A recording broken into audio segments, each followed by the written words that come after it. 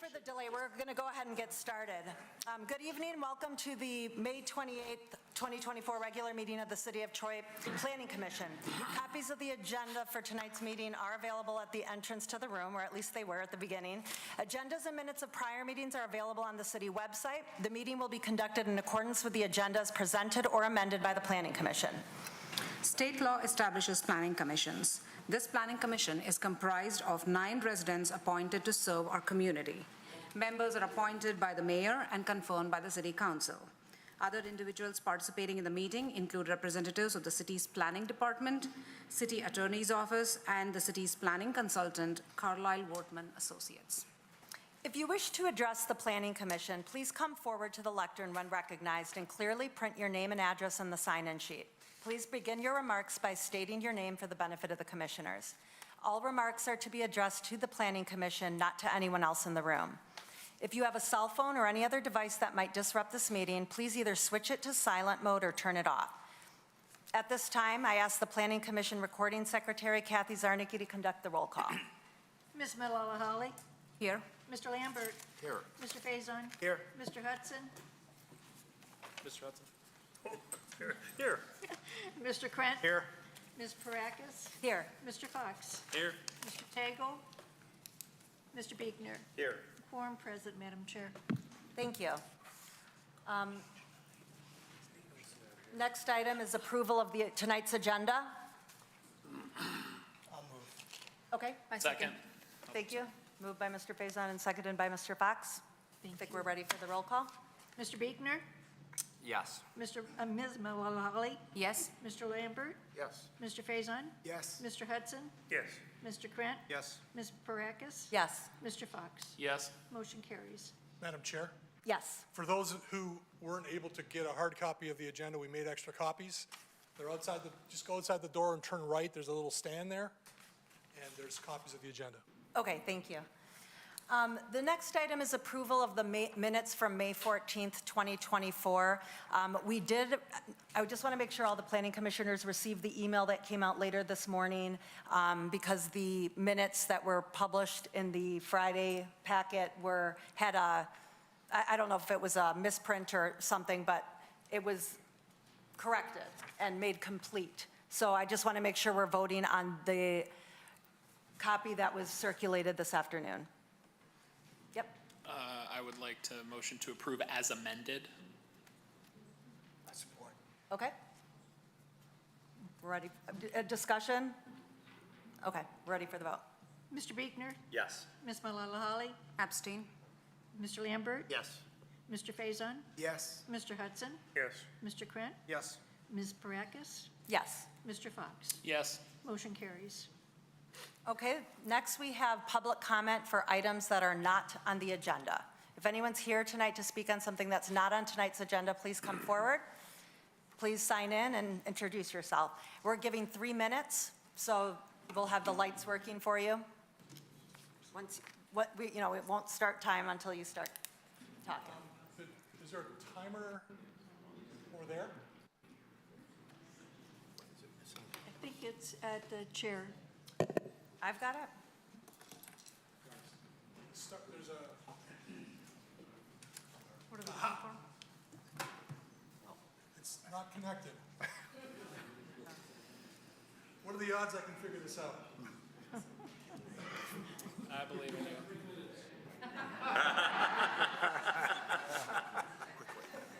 Wow. Figured it out. We good to go? I think we're good to go. Okay. Yeah, members of the Troy Planning Commission, I'm Walt Storrs. I live in Sylvan Glen 3. I spoke to you all in late last year about a flooding problem we have in Sylvan Glen 3. And I still have the same position I had then, that no development should be approved until the city has a handle on stormwater detention. And I cited, I think, 5 properties that I thought needed to be looked at. And to my knowledge, the city has not done any looking at that. And I also addressed council and I sent a certified letter. So that's still my position. You were not in attendance at that meeting, so you wouldn't remember, but That's all I've got to say. Thank you. Thank you. Is anyone else here for public comment for items that are not on the agenda?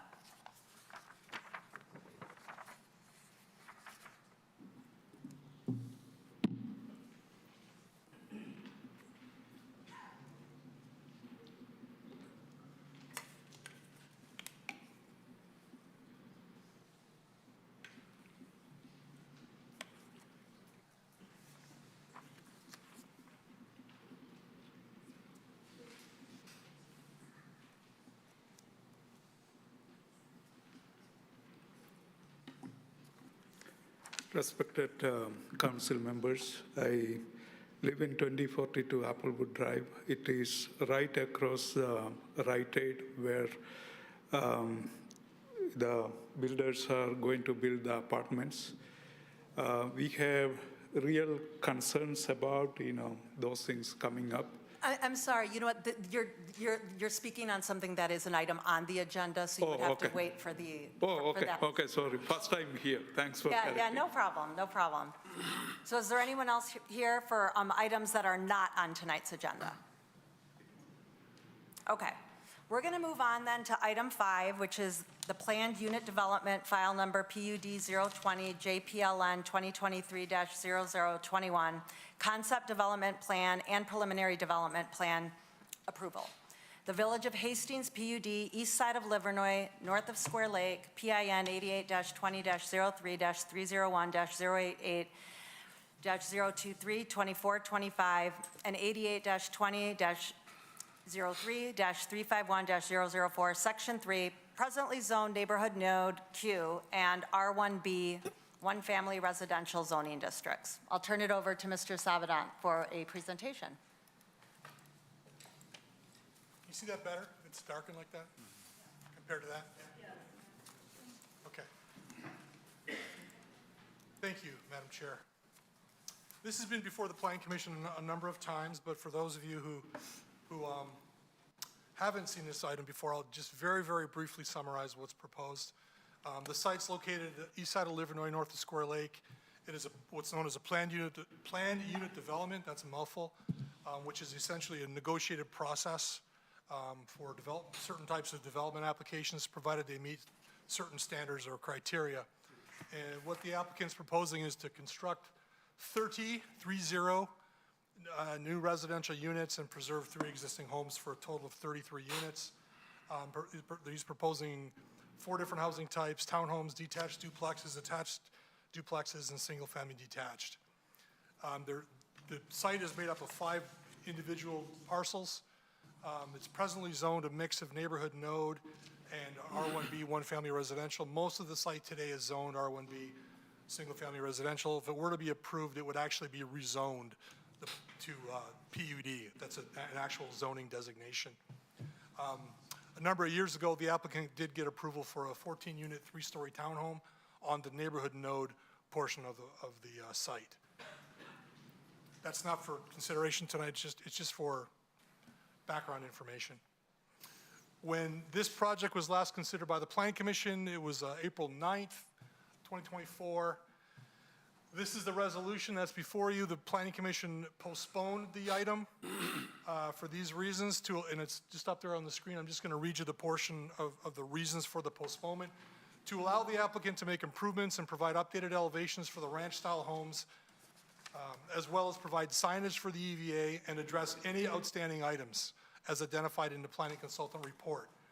So this is going to be the focus of the Planning Commission discussion this evening, is on these reasons for postponement. So the applicant submitted a revised site plan and provided revisions related to updated elevations, added EVA signage, delineated the trash pickup areas, and added sidewalks. I'm going to go through each one of these very briefly. So in terms of the updated elevations and renderings, they provided a number. These are the ranch units that were specifically requested by Planning Commission. This is the connected ranch, the detached ranch. These are the townhomes, a rendering of the townhomes. This is the 2-story duplex. Item number 2 was EVA signage. The applicant added an insert sketch to the right, which indicates where the EVAs will be located, also indicating that the EVAs will be blocked by bollards that could be broken by emergency vehicles in the event of an emergency, and also added a photograph of a similar EVA located in Troy so that people can get an understanding of what these are going to look like and function. He provided a cut sheet to the right showing what a typical trash receptacle area will look like, and he indicated 4 areas where trash receptacles will be placed on the site. Finally added a number of crosswalks on the site, and I indicated with the circles where those would be located. So that summarizes what the reasons for postponement on April 9th. So the next step for the Planning Commission is they should consider if the plan, 1, meets PUD standards, 2, meets the site plan design standards, and 3, if the architectural styles, materials, and colors basically work together for this application. And a reminder, I'm not going to read these, but there are, I believe, 19 different PUD standards, and the applicant is to meet a sufficient number of those standards. And with that, I can answer any questions. Does anyone have any questions for Mr. Savada? Okay, I would like to open it up to Planning Commission discussion first to see, do we have questions of the developer? I see that he's here. Or do we want to have a discussion and then see if we have questions? We can do it in any order you want. And Madam Chair, just to add, the developer did provide a PowerPoint presentation. Oh. And he did indicate it, I'll use his words, 5 minutes. Okay, come on up. I didn't mean to not let you come, but I thought just in case we had questions first, then we can prepare you, but go ahead. Thank you for having me back again. The last meeting was quite late when we postponed it. My PowerPoint is just what Brent put up there. So I can just answer any questions you have about what he had up there. I was just showing the same elevation, same trash pickup, and same everything else. Question. Yes, Mr. Krant. The trash receptacles, are they out there day and night, or they go back into the apartments and homes? The trash receptacles will be in people's houses, in people's Okay. garages. That's just where they Yes, put that's them where they when- will bring them out on trash day. Got it, Yes. thanks. If you go back to that one page, Brent, those are for the units there, the single-story ranches will just use their driveway for their usual garbage. So those 8 units will use their driveway as if residential houses use theirs. And you can see the garbage truck drives through there, turns around, has no problems getting in there. I have a Yes. question. It's hard to tell on the drawings, but when you're exiting onto Livernois, is there, or can there be a right and left turn exit lane as you approach Livernois? I know it widens quite a bit, but I'd hate to see people wanting to head north on Livernois get backed up because people are waiting to take a left where there's no center lane. I do not believe there is. My approach is 28 foot wide, which is for two-way traffic. And you won't be able to have somebody sitting there making a left and someone coming around to make a right, because it's not to the city standards. But there is a turning lane in front of it where you can pull out in the turning lane until traffic clears and then go out. Does that make sense? But you mean there's a center lane there? There's a center lane that just starts right there that goes to the south. Oh, south. Yes, to the north, you would just wait and pull out. Okay. Mr. Savada, not to put you on the spot, but do you have any You can- idea how many feet wide you would need to add a, like a So a with the second plan lane? up there right now, can I just point up there? You would want to make this wider right here so you could stack 2 cars, one going that way, one coming this way?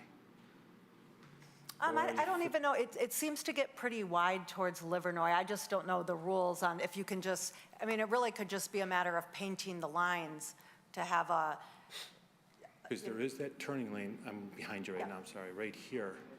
That's a turning lane. So when people are coming south on Livernois, there'll be a turning lane to turn into the project. And when they're pulling out, they can pull into the turning lane and then merge into the traffic coming down. Going north, they're going to pull out and just into their first lane. But as Okay. far as the interior road, it's like every interior road in Troy. It's one car going one direction, one car coming the other direction. okay. Does anyone else have any questions for Mr. Epithera? No? Okay. Thank you. All right, I'm going to open it up to Planning Commission discussion. I'll throw one out. I like the improved elevations. I think you did a nice job. I agree. I think you did a nice job with the architectural designs. Yes, Ms. Malala Holly?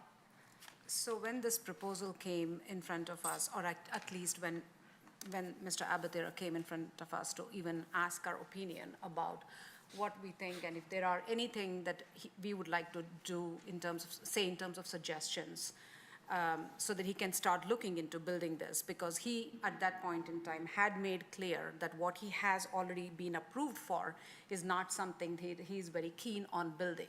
Although he could build, but he is not very keen on it. He wanted to give something more to the community. Now, I, for one, definitely appreciate Mr. Abatera's every edit that he has done to this project. He has listened to us. He has gone back and he has done changes as needed to the best possible ability, which includes unit reduction, which we wanted because we didn't want density in that area. I, for one, live very close to the neighborhood nodes. I had definitely mentioned that. I also was very clear on no 3 stories. He complied with that, so I appreciate him for doing that. And of course, this particular planned unit development, although we know there are some voices that are still not in approval of this, I know it will definitely create more recreational space for the residents per se. The previous plan would not have. Now we have a new sidewalk, and I'm so happy that we now have a sidewalk that will promote more walkability in that area, with or without this development, but definitely this development, if it were to come, people will be able to walk more on those sidewalks now that they are so well connected. We have mixed housing opportunity, and he has addressed the missing middle that Troy is desperately in need of. We have a clearly designated EV access, which is wide enough to be used by pedestrian and bicycle traffic, which is also something that I know is bound to happen if this development were to come, or any development were to come towards school children trying to ride their bikes to Smith. Landscape improvement is pretty good. We insisted on having some very designated spots for entertainment or gathering spaces, including good landscape. That has been done. Preservation of historical homes was top on the list of many of our residents. He has continued to maintain the fact that he's going to retain 3 of the 4 homes, which we are very appreciative of. And I think over the 3 times that Mr. Abatera was in front of us, personally speaking, I think he has addressed more than one of our issue. In fact, most of our issues. And as Mr. Savidan rightly pointed out, many of the PUD standards have now been met. So I would be very comfortable in giving my vote as a yes to this. Thank you for working with us. Thank you, Ms. Malala Holly. I just want to mention something that you brought up regarding the preserving the historic homes, because we received quite a bit of public comment regarding that, saying that they weren't sure if that were really going to happen. But with the PUD, my understanding is that a legal document would be drafted, and that would be one of the conditions, and it would require, even after he sells them, that the new owners would have to preserve those homes. That is part of the deal. Yeah. Thank you for clarifying that. Yes. Just a couple things for those not up to speed on process in terms of planned unit development. So in terms of the review and approval process, the Plan Commission is a recommending body. So if there's an affirmative vote this evening by the Planning Commission, that is not approval. That is an affirmative vote of a recommendation that then has to go before City Council. So City Council is responsible for approving or denying planned unit developments. So anyone in the audience who wants to attend the meeting where they actually approve or deny the application, that's City Council. Don't have a date yet, but I just want to make sure everyone's on the same page in terms of expectation. A recommendation doesn't advance this in terms of an approval. Also, we got a number of emails since April 9th. Everything that we received prior to Friday was in the packet and was sent to all the Planning Commission. We did get one on Saturday from John Mallett, and that we printed that and handed it out. So That was late, this email was late to the party, but we still got it in front of the planning commission for consideration. All right. I know there's a lot of people here in attendance on this. I'm going to ask my fellow planning commissioners your thoughts. This is not a public hearing. There is a time on the agenda at the end where we allow public comment for items on the agenda. But if any, we can take a quick vote, or we can just see if we have a consensus of whether or not we would like to hear from anyone here prior to the vote, or wait till the end, or anyone have any thoughts? We can wait till the end. I'll tell you, well, this has been before our commission numerous times. The residents did speak. Besides that, ours is just it's not an approval of the project, it's just a recommendation to council. They have ample time to go to the council meeting and voice any concerns. I think the developers addressed virtually everything that I've seen discussed by residents and this commission, so I don't need to prolong this meeting. And then if they really want to voice something, I'd be happy to hear it, but let's move on because we have a full agenda. Okay, thank you. Mr. Savedant? So this is a public meeting. It's not a public hearing, so by the Open Meetings Act, public meetings, the door's open, there's an agenda, the public can come and listen, so there's full transparency, but the Planning Commission is under no obligation to allow the public to speak.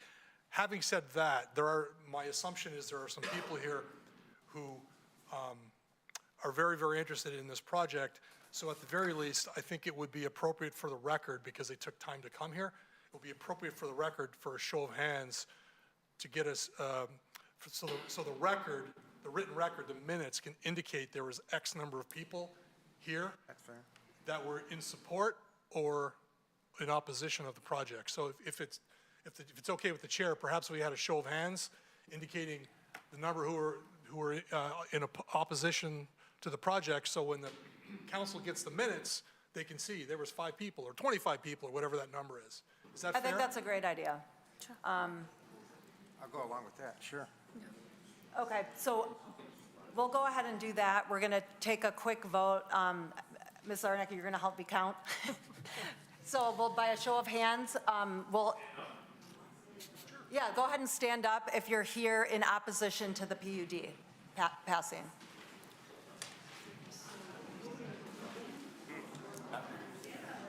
Stay standing. Yeah.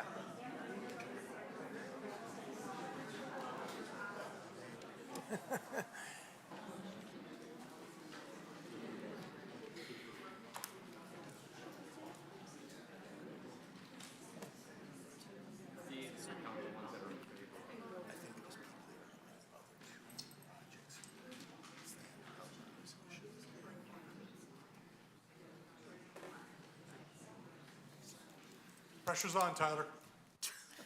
I mean, I figure we're all going to have a number. We might as well compare them. I got 57. I got a Heinz number. I got 58. Okay, 58. What'd you get? Oh, sweet baby Jesus. I got 47. No, it's How many? yeah. So we'll go with 57. 57 sounds Two right. people got Yeah, 57. I probably just counted. Now you gotta do the fours.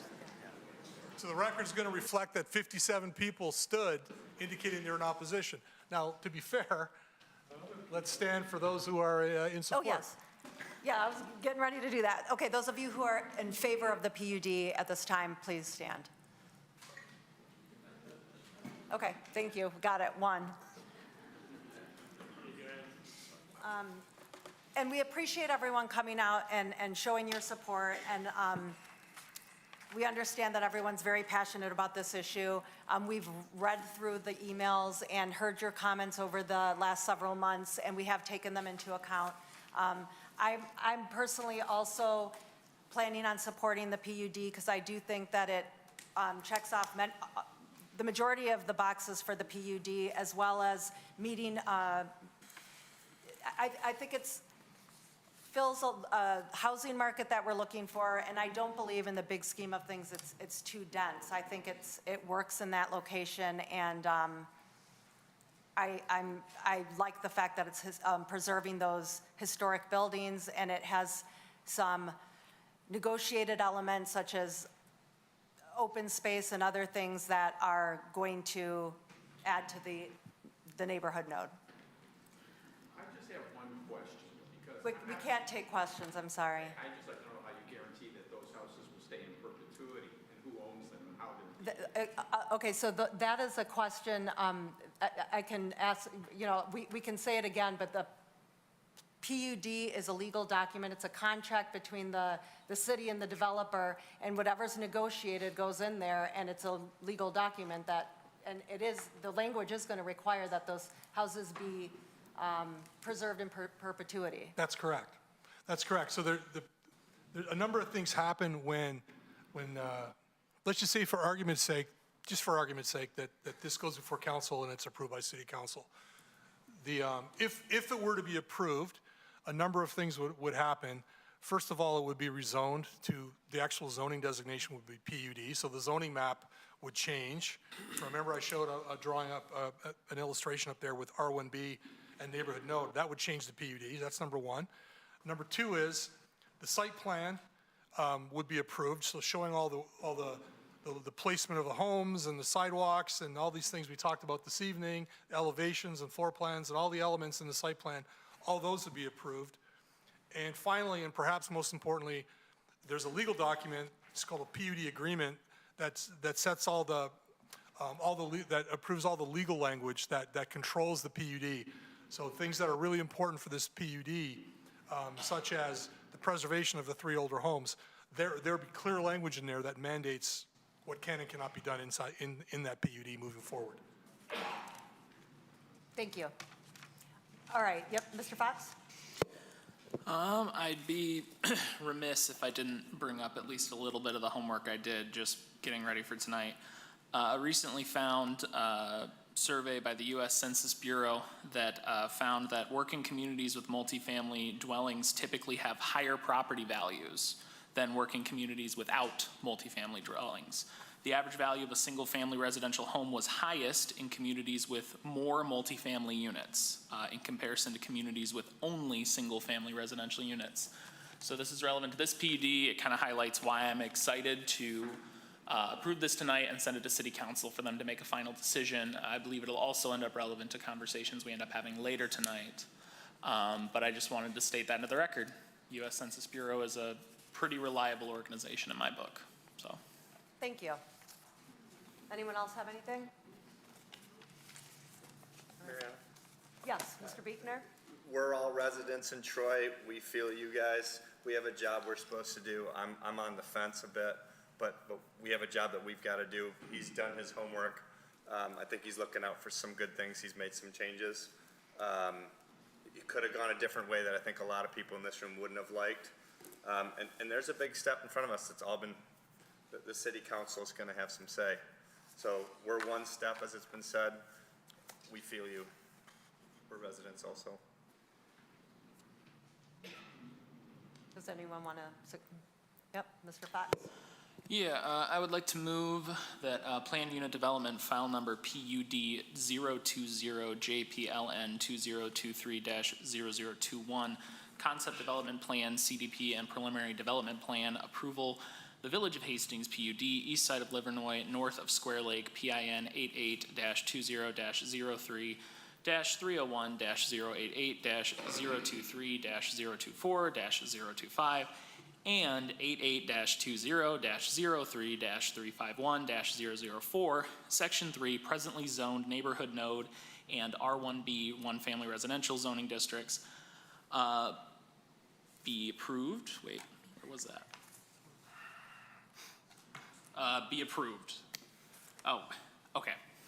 Sorry, I misread the way it was laid out in the.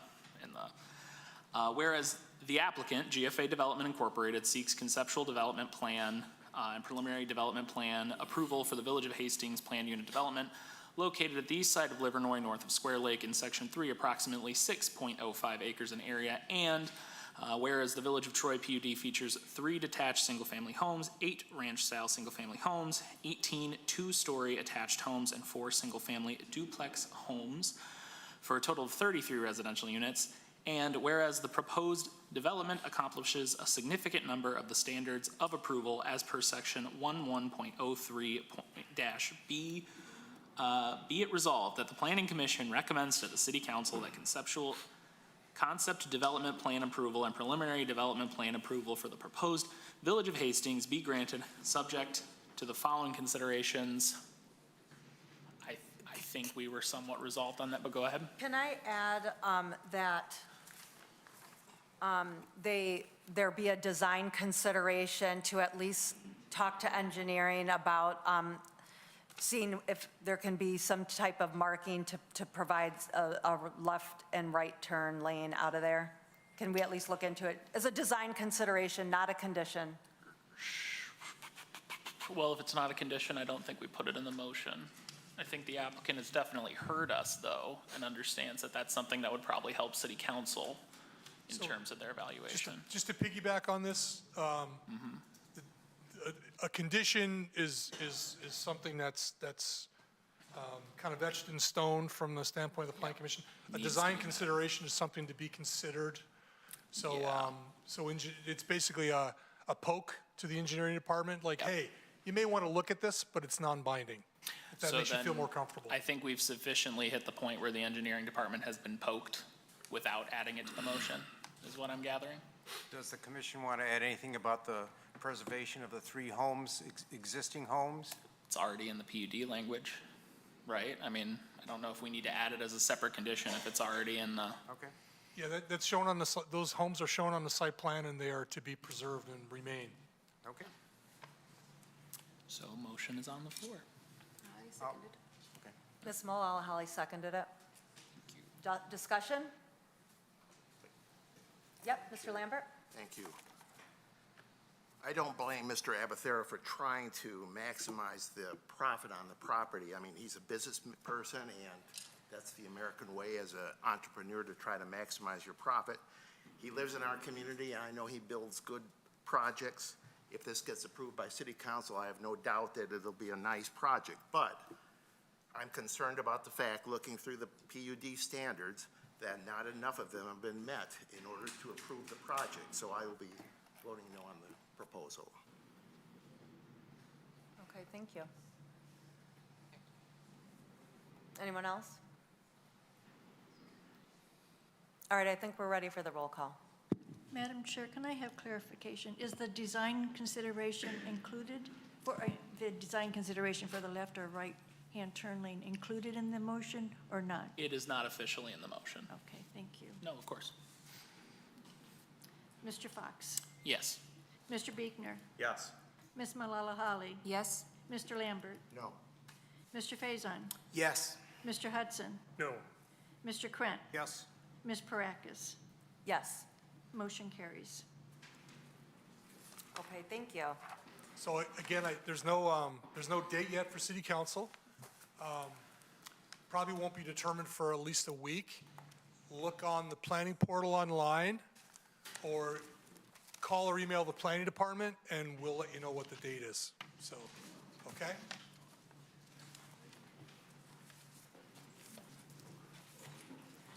We'll move on to item 6 on the agenda, which is the preliminary site plan approval, JPLN 2023-0031.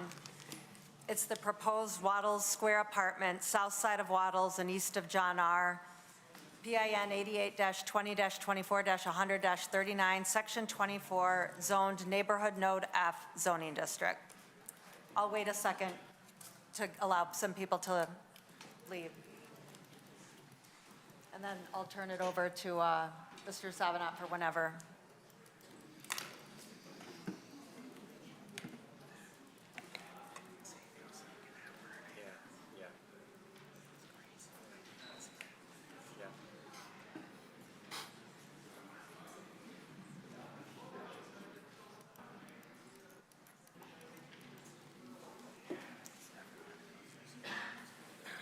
Thank you. It's quieter. I can start now, I think. Sure, go ahead. Thank you. Yep.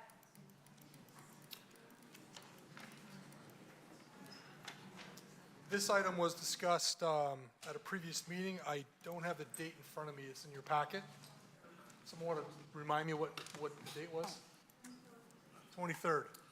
Someone from the audience reminded me 23rd. April 23rd is correct. Thank you. I got a lot of projects in my head, a lot of dates, so thank you. The project is for an apartment development featuring 54 units on a 3.47 acre site it's presently most of the site is vacant. They're sharing access, and they're sharing some space in the Rite Aid next to the subject site. The site's presently zoned NN neighborhood node. Multifamily uses are permitted by right in the neighborhood node district, provided the height does not exceed 30 feet or 2.5 stories when it's a budding single family. This is a budding single family, and I went over pretty detailed analysis at the last meeting explaining how it does meet the standard for not to exceed 30 feet and 2.5 stories. So the units, 54 units, are proposed to be in two buildings, one closer to Waddles, one to the south. They're garden-style apartments, and the project that we saw on the 23rd was compliant with all requirements related to the site, except they didn't propose a bike rack. There's significant buffering that's proposed as part of this. So you'll note Waddles to the north. Along the south property line, there's a double row of trees, and the distance from the southern property line to the proposed building is approximately 72 feet. To the east, there's also the double row of trees proposed, and the distance from the eastern elevation of the building to the eastern property line is about 90 feet. There's that date I was looking for, April 23rd. At that planning commission, the planning commission voted to postpone the item, and they gave 3 reasons to postpone the item. 1, to increase transparency on all sides of the units. 2, to address appropriate concerns on the first level balconies and lower level egress areas. And finally, number 3, to add a bicycle rack. So I'll go through these just really quickly. Number 1 was the planning commission wanted the architect to increase transparency on all sides, which means this 50% glass for the building that fronts on Waddles, and 30% glass for those portions of the building that face parking lots. The architect gave us a bundle of plans that look something like this, basically highlighting the transparency and providing calculations for each elevation. This is the elevation facing Waddles, and they were able to prove that there was 50% transparency for that elevation, as well as 30% for the other relevant elevations, and this actually meets the transparency requirements. And all that information is in your packet. Number 2, the second item of concern was to address appropriate concerns on the first floor level balconies and lower level egress areas. The applicant provided a sketch of the details of the balcony areas and the area under the balcony with detailed dimensions. If you have any technical information or technical questions related to this, the applicant's here. He's a commercial builder. He can get into the weeds on the technical aspects of this. But this is what it's going to look like with this rendering. I think it's significantly more attractive than what the Planning Commission saw on April 23rd. And finally, the last element of compliance for the site was adding a bicycle rack, and they're proposing a bicycle rack at the southwest corner of the northern building as shown by the arrow. And they also provided a detail for what that bicycle rack's going to look like in the site plan packet. And with that, I can answer any questions you may have. Thank you, Mr. Savanant. Does anyone have any questions for? Yep. So in the rendering, there was someone like there's a person like in that lower level. Does that mean that it has changed to be that this will be a walkout, or is that just to display what the dimensions will be? Well, it has always been intended to, at very least, to be an emergency exit. Yes. Okay. So I'll let the applicant address this. It's his building. Sure. Yes, Ms. Malala Holly? This is a question that's coming out of my curiosity. How about rainwater? If there is torrential downpour and the angle of the water is coming into the lower garden level, will there be pooling, good drainage? Has there been accommodations for good drainage, so there's no pooling of the water? I Yeah. guess I'm just thinking The about. applicant spoke of this at the last meeting, and he can certainly answer your question way more eloquently than I can, so I'll defer to Mr. Otto on this. Okay. Yes, Mr. Faison? Right, this might be a question for the applicant as well, but I know we talked last time about that being an egress window for like fire or something like that and safety. How does the person get out? You know, are there stairs or how do they pull themselves out of that? Yeah, I'm going to put that on his plate as well. He's given a lot of consideration to this, and I think he'll articulate this very well. Okay. Way better than me. Thank you. Mr. Hudson? The illustration seems to say that the garden cell down there is ground level. Is that true? It is a basement. It is Is there a wall subterranean. there to the outside? If he walked out of that apartment into the lower level, is there a wall facing him? If so, how high is it? A 3-foot wall? Yeah, that's how deep into the What? ground. Is that about right? Is it about 3 feet tall? So is your question, so if you look at that illustration, is the Can you walk person, straight out? is the person in that area looking at a wall? Is that your question? I don't know what he's looking at. It seems to me that the illustration implies that you can walk out into that area onto ground. My question is, in reality, is there about a 3.5-foot concrete wall that he's going to have to leap if it's an emergency exit? Says 2 foot 4 inches right there in the drawing. You can read the drawing. There's an illustration in your packet that shows that dimension, and I can't read it off this screen. 2 foot 4 inches. 2 feet, Can 4 anybody inches. read 2 feet 4 inches, 2 feet 4 You inches. can read it in your packet. I can't on Yeah, this screen. it's right here. It's 2 feet 4 inches. Yeah, it's on the drawings. 3 feet? No, Foot 4 inches, 4 inches. 28 Foot inches. leap to get out. Okay. It's an emergency exit. It's not typical. Well, I know, but he's going to have to crawl up 3.5 or 3 feet of concrete to reach ground level. I don't think that's right. well, it's difficult in a wheelchair. Mr. Lambert? Yeah. Mr. Savin, I had asked you in an email, which you responded back to me, that we don't have a color rendering showing with the new transparency. Do we normally approve a project without a full color rendering like that? The only reason I didn't ask him for a color rendering was he indicated that the design was relatively similar to what we saw previously, and it wasn't a significant amount of new glass. It was a relatively insignificant amount. So that's on me. I thought that this rendering did a pretty good job of capturing it, but that's something the Plan Commission can ask for. The second question, if that's okay with Yes, you, is please. Mr. Storrs, who used to be on this planning commission, asked us about water retention in certain places in Troy, and I know a couple of nearby residents at a previous commission meeting raised questions about the water that's on the site.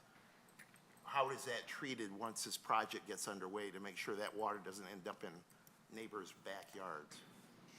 So the way that the Planning Commission and the city handles stormwater now is there's a requirement that the applicant provide just preliminary drainage plans and an indication of essentially where the stormwater detention is going to go.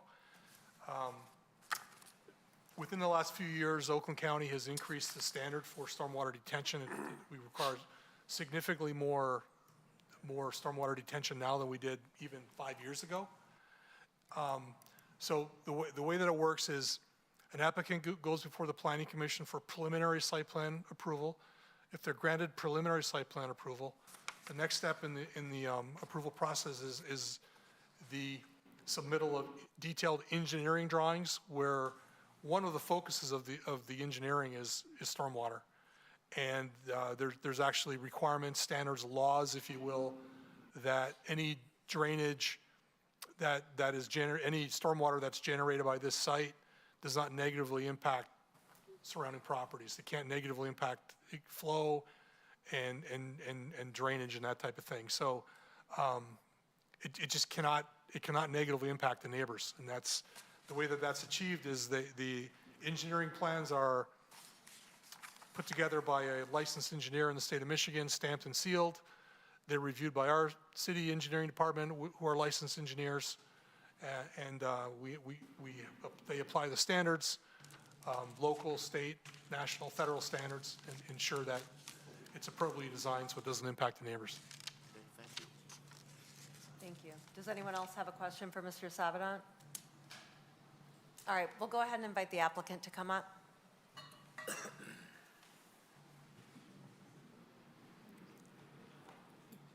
Hello. Yeah, go ahead and sign in. Thank you. Good evening. My name is Richard Atto, and Stacy Hadid is the architect. I didn't know if you wanted me to answer specific questions or... If you want to address the questions that have been raised, or if you had a presentation prepared, however you'd like to do it. I didn't have much prepared because we took care of the items. We were able to meet the transparency, 100% of the requirement, and we wanted to thank the Planning Commission for the discussion that we had last time, which allowed us to come back with, we think, is a much better answer for the egress, and I'll go into that in a little bit of detail, so thank you for that. And obviously the bike rack, we're happy to put a bike rack in. So specifically with the egress window, if you, wherever you live, whether you live on a lower level like these are, or if you're on the first floor, or if you have a two-story house, you have to have an egress window in a bedroom. And the egress window is dictated by code, and the maximum height that it can be is 3 foot 4 inches to the sill. So that's basically 40 inches. So it doesn't matter if you're in the basement, or if you're on the first floor, or if you live on the second floor, you still have to get up to the 3 foot 4 to get out. If you're on the second floor, you got to worry about how to get down, and same thing with the not on the first floor. So getting out of any egress window, regardless of the story that you live on, is a code requirement maximum. Once you get in this particular window, once you get out of that window that has a 3 foot 4 inch maximum height, you're basically stepping onto a gravel area that's maybe 3 or 4 inches below the windowsill. So you could safely get out and stand there, and it's easy to egress the well with a step or two that's already going to be provided in there. So it meets the code for egress, but it does it in a way where it's decorative. The grading, the suggestion, the fencing prevents fall protection, whether it's for children or it could even be for wildlife. Plus, it's a little bit more attractive, and then we added some 4x4 posts, which weren't required for structural purposes, but now it just helps frame everything a little bit better. So the biggest point of contention at the last meeting turned out to be one of the nice features because it enhances the look of the unit, and it solves the egress problem, and it solves the fall protection problem. So again, thank you for doing that for us, or helping us come to that conclusion. As far as the elevation's concerned, everything's the same, the colors, the bricks, the awnings, the siding. We just had to increase the windows, and I was worried that it might be too much, but when it was all said and done, the scale of it still looked good, because otherwise I'd be asking for relief, but we don't need it. Everything worked out to the 50% in the one elevation and 30% on all the rest. So I'm not sure if there's any other questions that I missed. Yes, Ms. Oh, I'm sorry, there was a question about water. So these egress windows, especially in Michigan, there's many of them. There's a drain tile system around the whole building, And the bottom of that, where the person in the rendering was standing, will be just stone gravel, either pea gravel or maybe a larger stone. And the water goes into a pipe, and our retention system's going to be designed, as Brent mentioned, per the new standards, which are much more stringent than they were just a few years ago. So all that water will be contained, and it'll be held and to be released at a slower scale per all the engineering requirements, so it doesn't overtax the system. And that'll be under the parking lot, is our plan. In some cases where there's much more land, people can put an open retention, but in our case, we opted to put it under the parking lot because we need the space, and it seems to work well. Thank you. Good question. Yep, Mr. Krant? Okay, so let's walk through the situation where someone's in the basement and they have to get out of the basement through that escape window. So there's, inside the room, there is the sill is 3 foot 4 inches high, so they have to, how do is the window open enough to get out? How does that work? Not only does the code dictate the maximum height, because you cannot have a sill higher than that dimension, otherwise nobody can live there. It also dictates the minimum width of a window. Okay. So if the minimum width, Salim knows better than I do, whatever it is, if it's 24 inches, it also can't just be 24 inches wide by a minimum, by a short. It has to have a minimum width and a minimum square footage. So I checked all of those specific requirements, and I double-checked window manufacturer pages to make sure that our window was compliant. Even if you were on the first floor or second floor, the same numbers apply. The minimum height, the maximum height, the minimum width, and the minimum square footage gets you a legal egress window. Okay, so. And we're not at the maximum sill height. We're actually a little bit lower than the maximum sill height. Okay, so let's say that, how does that person scale that 3 foot 4 to get out the window? However they would do it in your own home, whether they keep something by the window or use a chair, there's no requirement to actually have a ladder there. Okay. But that requirement is applicable to any bedroom on any story of a house. Okay. The next thing, okay, let's say they do somehow scale, they had a step stool or something in their house and they got out into that outdoor area, and then they've got to scale a 2 foot 4 to get out of that well area. So how do they do that? So it's 2 foot 4 if you don't have to go over the railing. So we put a gate in the rail so you can just open the gate. Right. And then we'll have whether it be an 8 by 8 or something that you can step on to get out. So an 8 by 8 piece. Like a 8 inch by 8 inch step, just to give you a little. To scale that 2 foot 4 inches, you're saying? Yes. And again, you're not required by code. To put a step in We'd like to there. provide something to help make it easier if you are in an emergency and you need to get out, but you aren't technically required to.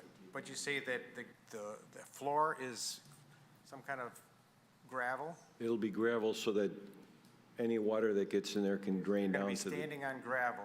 You're going to be standing on gravel. And they've got to raise themselves 2 foot 4 inches to Which get. is, yeah, that's 8 inches lower than a countertop, just to kind of help everybody that doesn't think about dimensions all the time. So you'll step up on this 8 by 8, like a timber, or whether it's concrete or whatever, and then 2 foot 4 is 28 inches, so it's 20 inches that you have to get out of. Yeah, that's a large step for someone that's in a panic mode and may be injured. I'm just trying to look at, the situation. Absolutely. Whatever code says, yes, but I like to think we live in Troy and we actually offer a better solution than just the bare minimum. And that means, to me at least, something should be there in the drawings that shows how that person gets out. Because I don't think we have many apartments or homes built with this kind of a well in it. And since it's very unique, I would like to thoroughly address a situation where someone can get out easily. Fire is fast. I don't know if they show those things on TV, how fast the Christmas tree goes up and how fast that room is engulfed. You've got literally seconds. And if they have a Christmas tree down there. I'm not saying they do, but I just want to make sure in the worst-case scenario, we've designed this so that people can get out safely. In my opinion, it's much safer than if I lived on, even if I lived in a single-family home, which many times the bedrooms are upstairs. I still have to meet the requirements of the sill height and the square footage of the window, but then I might have to wait for somebody to rescue me or to figure out a way to lower down. So it's, every detail is not spelled out, whether there's going to be one step or two step, but it's going to be much safer than living on the second floor for somebody to get out in the case of an emergency. Okay. All right. And we can detail that out, and we're happy to do that for building or for the final planning. We're happy to clarify that, because I would like to see a better solution than stepping up 1.5 feet or 2 feet. That's a big step for some people that may not be able to do that, especially if they've got a panic situation and they've been injured or something. I want a comfortable exit of that building, and it's a little uncomfortable for me. Anyway, we'll see what, I realize there's code, and you've got to follow the code, and not, I mean, even in a 2-story house like you just talked about, people buy those emergency ladders. They throw out the window and they, climb down.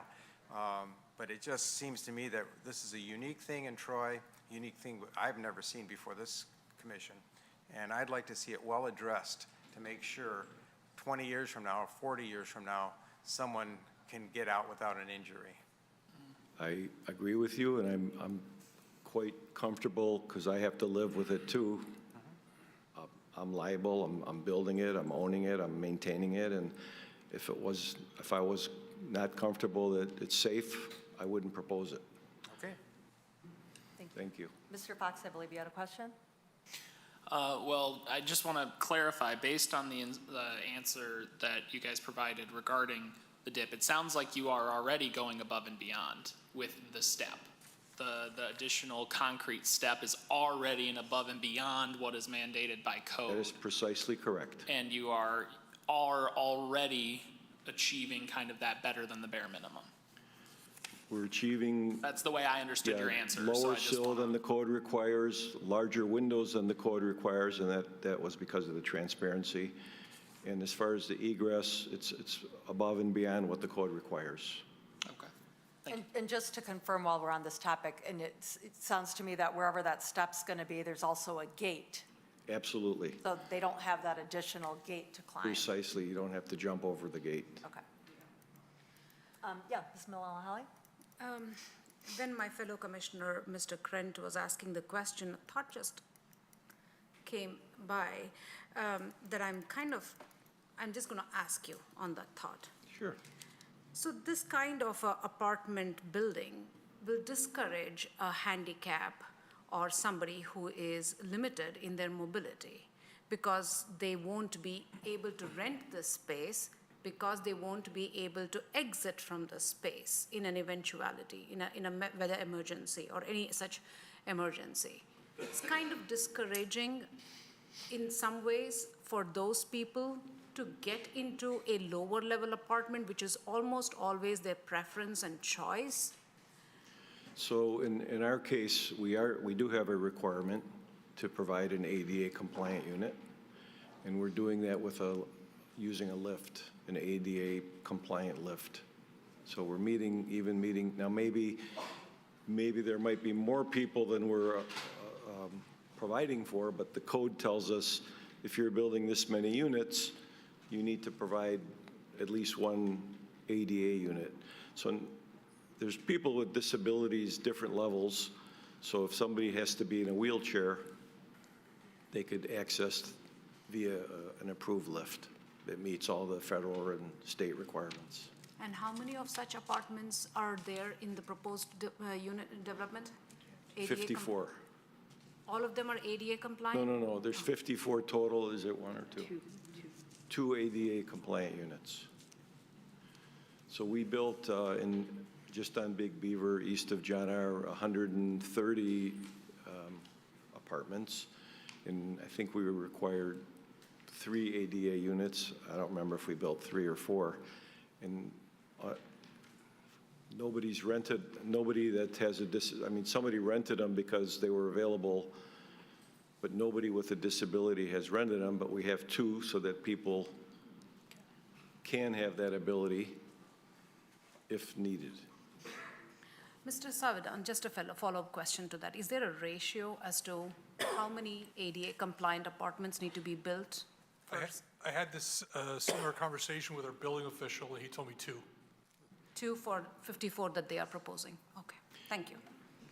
Yes, Mr. Buechner? What was the distance from the bottom of that floor to get up over the first step? Was it 3 feet? Did I hear that right? 2'4". From the very bottom of the apartment to get onto the... Oh, out the window. 3'4". 3'4". 3'4". So I think everybody here has an elderly or a child in their family. How's your 4-year-old or my 92-year-old mother going to get over that? And that's not handicapped. This is everybody in this room. There's some people in this room who have trouble getting out of there. So every sleeping compartment, room, bedroom, again, on any floor, you either go out the door, but that's not good enough if there's a fire in the hallway, so you need a second means.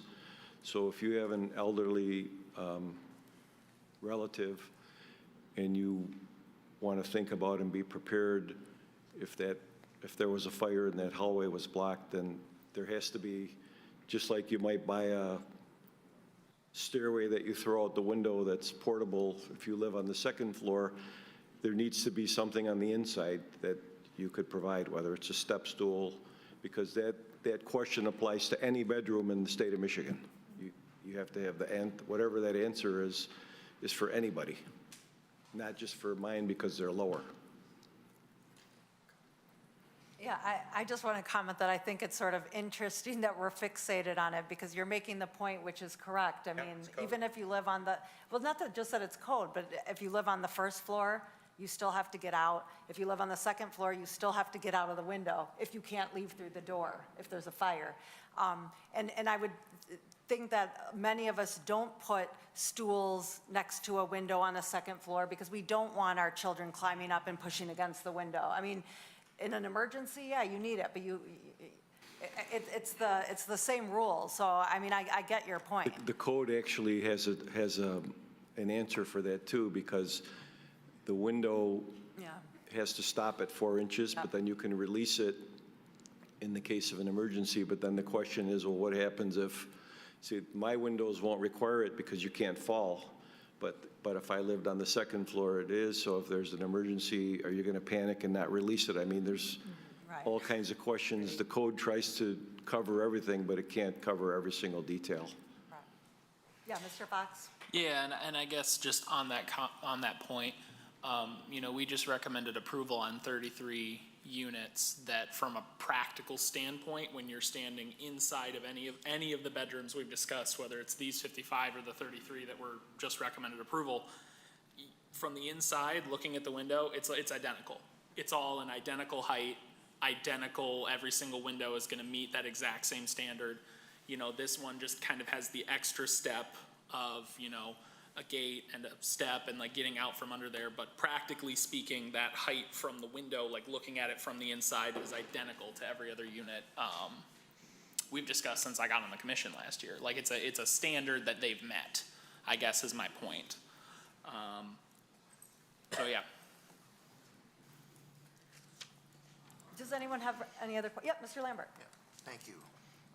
I'm sure many of the people that reside in the area around your proposed project are concerned about what they're going to be looking out upon. Can you kind of describe the landscape screening that you're going to be using around the site? Yes, so when the site plan was up, one of the first things I did was I stood here at the last meeting and said, you know, if I was living next door to this, what would I want to see? And the first thing was get the units as far away from my property line as I could, which on the east side, it's 90 feet and 72 feet on the south side. Have as wide of a green belt as we can. Obviously, it's dictated by how much parking we need and circulation. You know, both of those green belts that abut single-family residents exceed 20 feet, and plant the heck out of them. So there's lots and lots of trees. And for the few residents that live to the south of us in the new subdivision, you know, this property was zoned for what it's zoned for before those houses were even constructed. And I think all of those homes are two-story homes, which makes every single home in that subdivision higher than this proposed building. And also,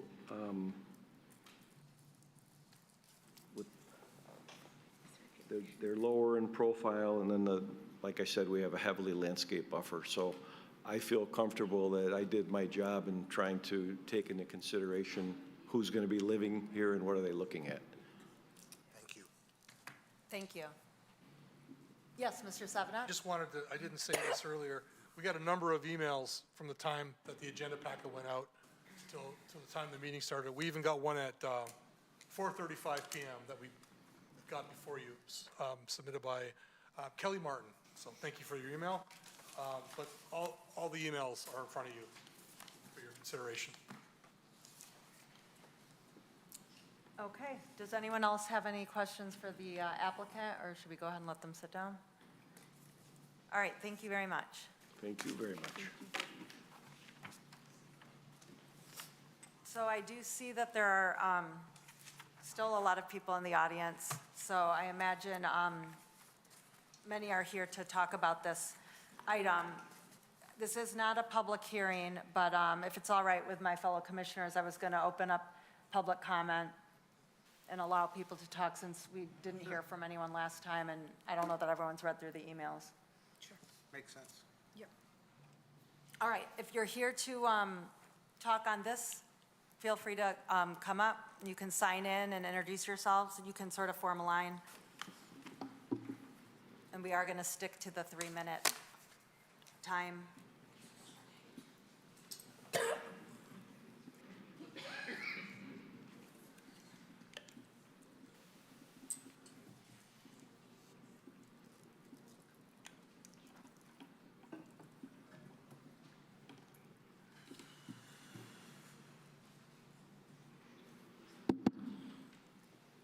All right, hello, Planning Commission members. I'm here representing, my name is Pete Wilkins. I reside in the Waddles Square subdivision that is abutting this property.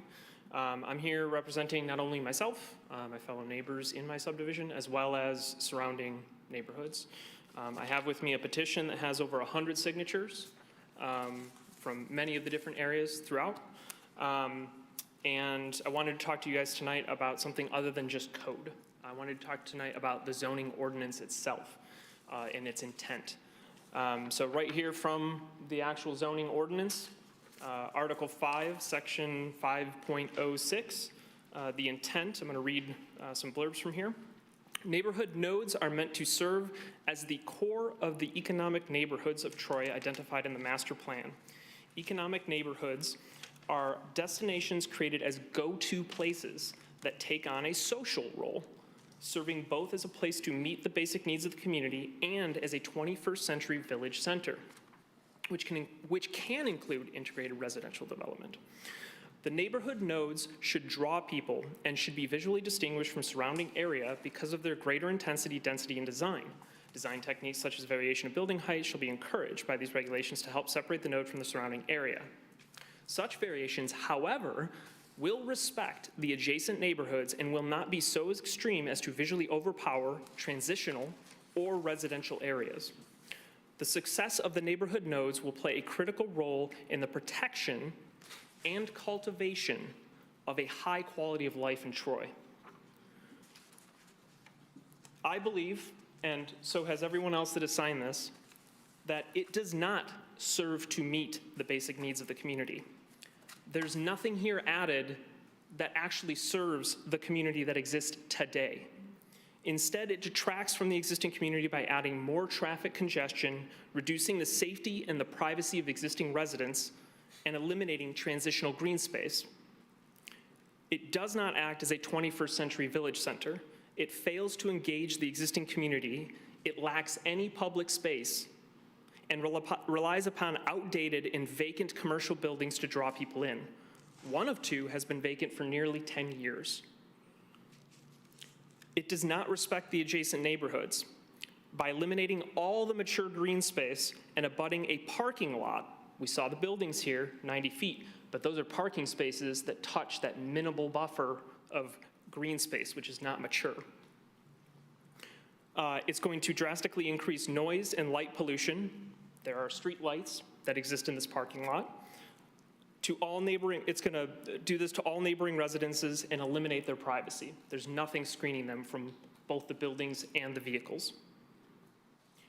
It does visually overpower transitional or residential areas, sandwiching a modern urban housing development between a dated commercial building Is that the 3 and minutes? traditional single-family homes with no preservation of mature transitional green space is extremely visually jarring and does not serve a transition in any way. Thank you. I got to cut you off, sorry. Okay, Thank you. I will deliver these. May I present this to the council? Okay, we're gonna ask that you hold your applause. Yeah, we Thank do you very have much. that. We do have that. We do Like, have- it's the, That's the petition The as well petition. as We have that. my notes. Right, Yeah, it's right in there. I think we've got Thank the you. petition up here. yeah, thank you.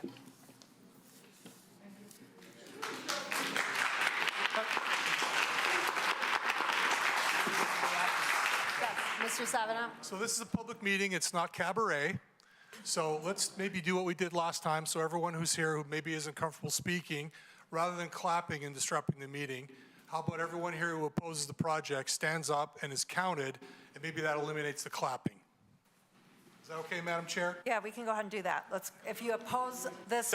It doesn't help in any way advance this meeting.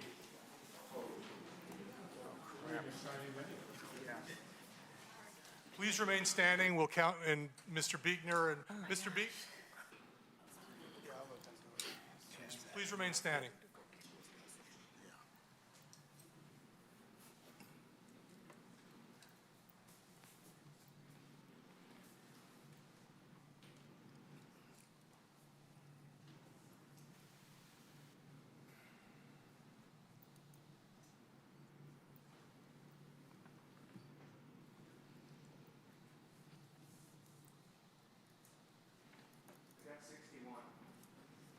That fits with what I was counting, so. So the Planning Commission Secretary the minutes will reflect the fact that 61 people stood up to be counted to be in opposition to this project. Anyone who's not the applicant, can I do this? Yes, Who's to be fair, to balance who's in favor of this? Sir, are you in favor of this, or are you just leaving? No, I won't be back. Okay. Looks like a 0. Okay. Okay. Thank you. Thank you, Planning Commission. My name is Susan Kuhn, 2172 East Waddles Road, directly east of Wayfarer, which is the Waddles Square subdivision. I was the only one that spoke at the April 23rd meeting because no one was notified in either of the 2 adjoining subdivisions, and obviously they're here tonight. I have a few points to make. Number 1, in the Waddles Square subdivision, there are one large group of mailboxes right off of Waddles Road. And everyone gets their mail in the same place, and the mail person is there at least a half an hour unloading mail. And I'm wondering, that has not been brought up at all for these apartments. Where are all these mailboxes going to be? Number 2, how about trash pickup? That was brought up on the first agenda item, number 5, and they had all these circles for where trash pickup's going to be. Since there are no garages, there are no carports, you have to take these big Troy recycle bins down 3 flights of stairs, down the bumpy stairs to take out on trash day. I don't think that's probably appropriate. I don't know where the trash pickup's going to be, but that's something that obviously has not been addressed. Number 3, the sidewalk that is currently in place starting on Waddles Road going down to John R. past the closed Rite Aid has been there for a while, and there's only a few houses that don't have the sidewalks on the Waddles Road side. The one tree that is on the city side of the place that we're talking about got saved. It was not knocked down when they built the sidewalk. However, all the trees that are in the 2-acre lot that we're talking about are described as invasive trees, and they all have to be cut down, which I think is terrible because most of them are mature trees, just like the one that was saved when the sidewalk was built. So where is all this construction coming from that's going to be building all these 54 apartments?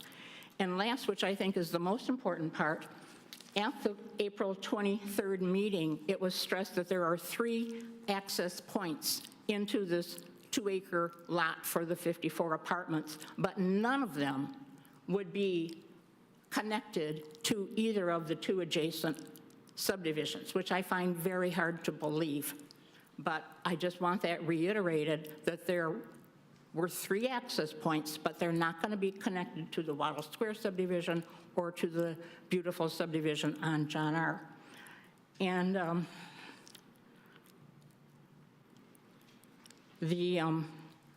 I guess the last point that I have is, I guess that's it. Thank you.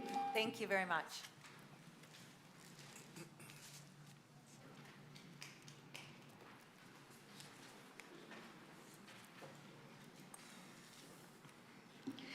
Hello, my name is Colleen Helmick. I live in the Mount Vernon sub, which is just across the street from where this development is. My concern, I just heard about this a few hours ago this afternoon, and I don't know why it hasn't been publicized, but my concern is overall, not only is this a compressed area which will add and have an impact on the schools and the traffic and the safety in the area, but looking at Troy, all across Troy, all we're doing is building more and more apartments. You go to Square Lake, Livernois, Square Lake to Quinder, apartments. Big Beaver and John R., apartments built. Livernois near the community center, apartments built. Waddles and Crooks, it's so compressed, it looks terrible. Traffic is horrible. Long Lake by Ace, they built some, and now they're building some between Rochester Road and Livernois. I don't know why the city wants to put apartments everywhere. There's problems that it brings. Royal Oak has faced a lot of problems, and we also have property down in Florida, and during the early 2000s, when we had inflation, they couldn't lease these places. And what they ended up doing was getting government subsidies to help fill it because it kept the owners from bankruptcy. I would hate to see Troy fall into that loop. So I don't know if this is a done deal, but I think it's an awful idea. The city is just apartments everywhere. And that's it. Thank you.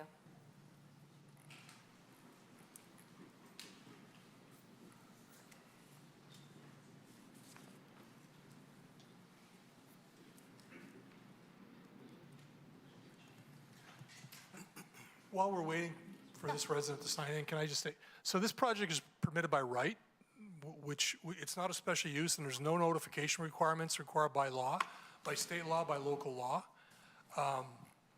What we do to be transparent is every planning commission agenda is placed on the website. Essentially the Thursday or the Friday before the meeting. There's a planning and development portal that's updated that the public can go to 24/7 to look it up at more information on the project. This application is at a public meeting where the public can attend. The public is offered an opportunity to speak on this matter. But the reason for no notification is it's a by right development, and notification is not required. So we don't exceed the requirements from the standpoint of notification. Thanks for clarifying that. Good evening, Commission. My name is Fred Shivich, and I live in the Waddles Square subdivision, which abuts the proposal. First item I want to talk about is congestion and high-density development, okay, with the population here. There's 54 units being planned on 2.15 acres here, okay? 100-plus parking spaces, okay, which nobody's showing up in this area here.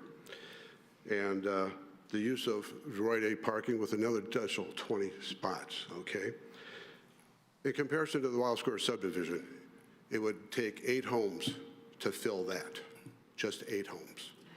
So you're talking about another 46 homes that are being squished into that small 2.15 acre lot.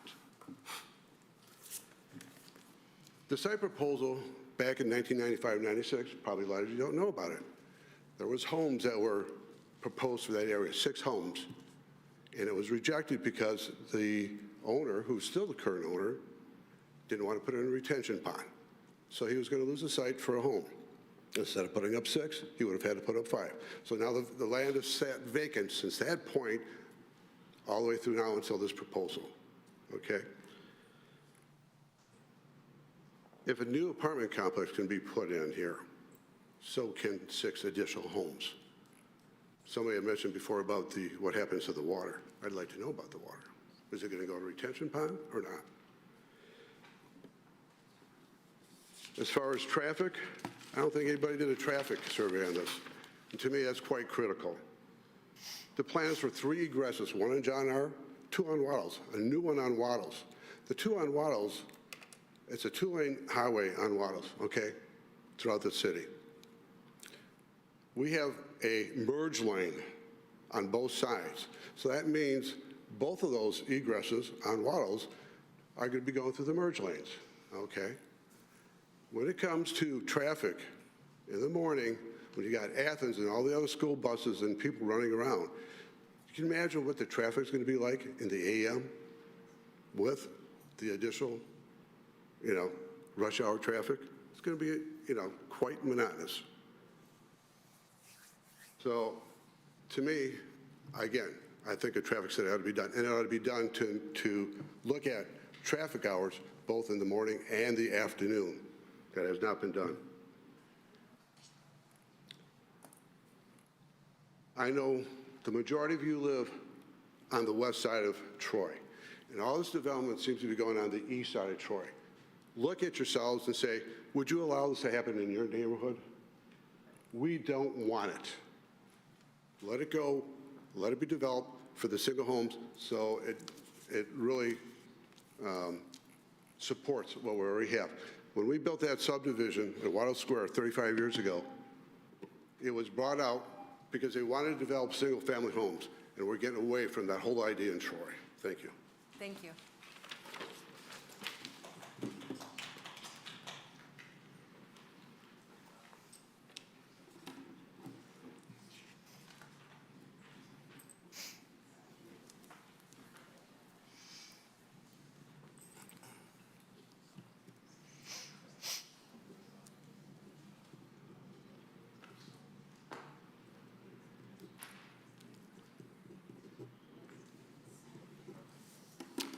Hello, my name is Paul Lighthizer. I also live in the Waddles Square subdivision, which is joining to this now. A number of years ago, the commission commissioned a group to study intersections. I recognize Brent, he was on it. And when we came to the intersection of Waddles and John R., I joined them. And the group basically concluded that this is one of the nicest intersections in all of Troy because it was quiet. And the one thing that really impressed them is the condos right across the street are all camouflaged. There's berms, there's trees, it's well maintained. If you didn't know that was a condo unit back there, you would have never guessed. Now, when you go across the street and look at this development, you're going to see no trees. You're going to see a building that looks like a shopping mall. And I think that that's bad. We need to, I think, move it back to where you can get trees in there, because right now it's right up against the city line. The other thing is, this is 1/8 the size of Waddles Square. We have like 48 homes in Waddles Square. Now we're going to stuff 52 into this little area. Now I know it's going to be a great moneymaker for somebody, but it doesn't really enhance the neighborhood, in my opinion. Also, it's going to be a flat roof, 34 foot high. It's not going to look like any of the pitched roofs that we have currently in the neighborhood, so it's going to look out of place. Also, with no garages, 108 spaces, all these cars are going to be out in the open, vulnerable to theft, rain, snow, all of the things that could happen. I find it impossible to believe that we don't have garages. The other thing, I talk about garden apartments. I can't imagine opening the door and now I have to go up or down. And if I go down, I go into a basement. In my opinion, basements are for storage in your shop, not for living. Every basement I know leaks. So I think that's a bad thing in my opinion. So with a garden apartment, I can't imagine any seniors wanting to live there. You don't want to open the door. Now you got to go up, got to go down. So I don't think you have seniors living there, and that's one of the shortages we have in Troy is places for seniors to live. So in my opinion, I think this should be rejected, redesigned with garages, moved back, and made to look a little, and so that it could be camouflage. So that's basically my position on this. So that's about all I have. So thank you. Is there anyone else? Welcome back up. I made the job easy, so I already signed.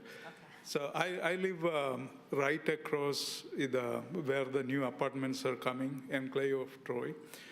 My comments are in general. In fact, most of the concerns all the gentlemen and ladies expressed here, I also echo the same thing. In fact, there are many people in my community agrees with many of the things they expressed already. But my concern is in general. It not only affects us, but it also affects our kids and grandkids and all that.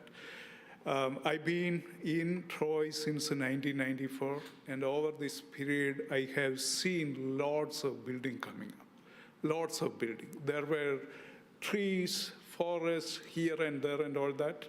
Now they are all going away, right? So it is a real concern. We talk about every day in the news that global warming and all that.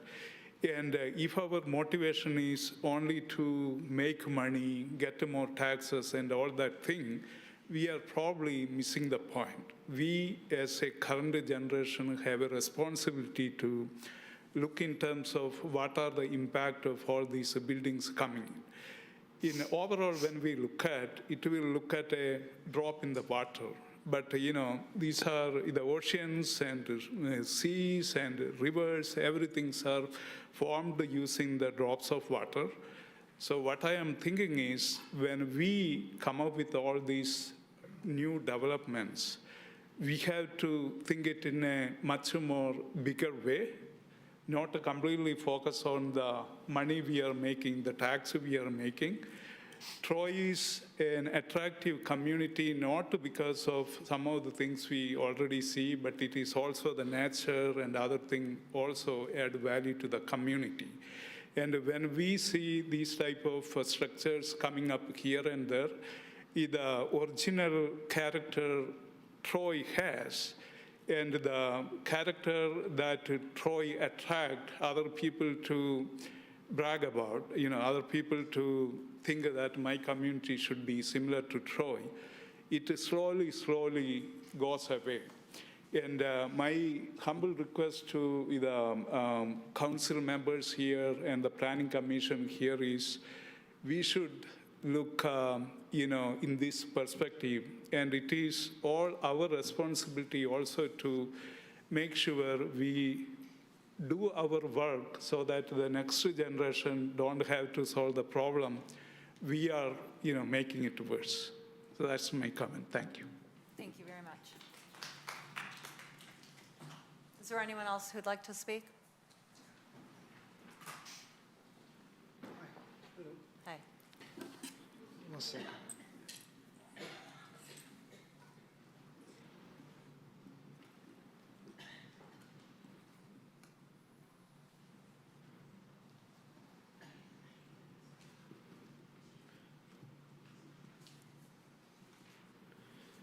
Hi, my name is Thiago Podolski. I live in the Willowbrook community, 3885 Sandpiper Drive. So I just want to say I think I came to Troy and what brought us here was the school district. I cannot say enough how much I love the community of Bernard Elementary School. I cannot say enough how much the community and the school and how they work all together with the Waddles Square, with our community and all the rest, how they work together. I'm really afraid, so all our kids go walking to the school, okay? So just across Waddles, the same, so it's all walking.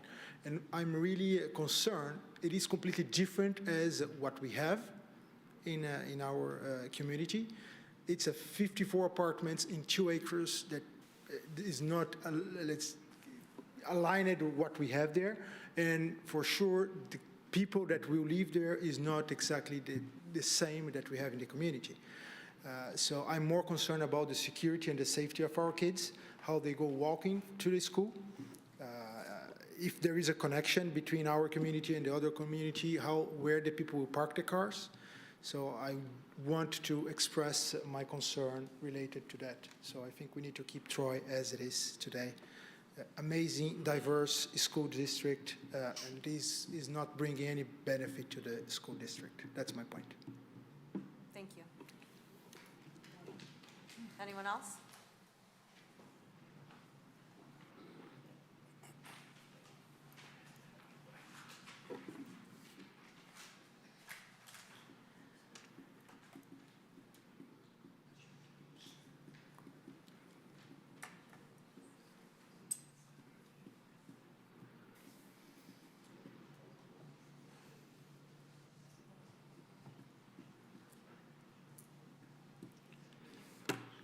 Hi, good evening to all Planning Commission members.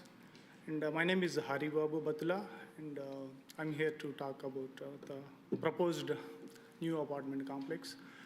So I live in Makar Drive, just within 200 feet of the proposed new apartment complex.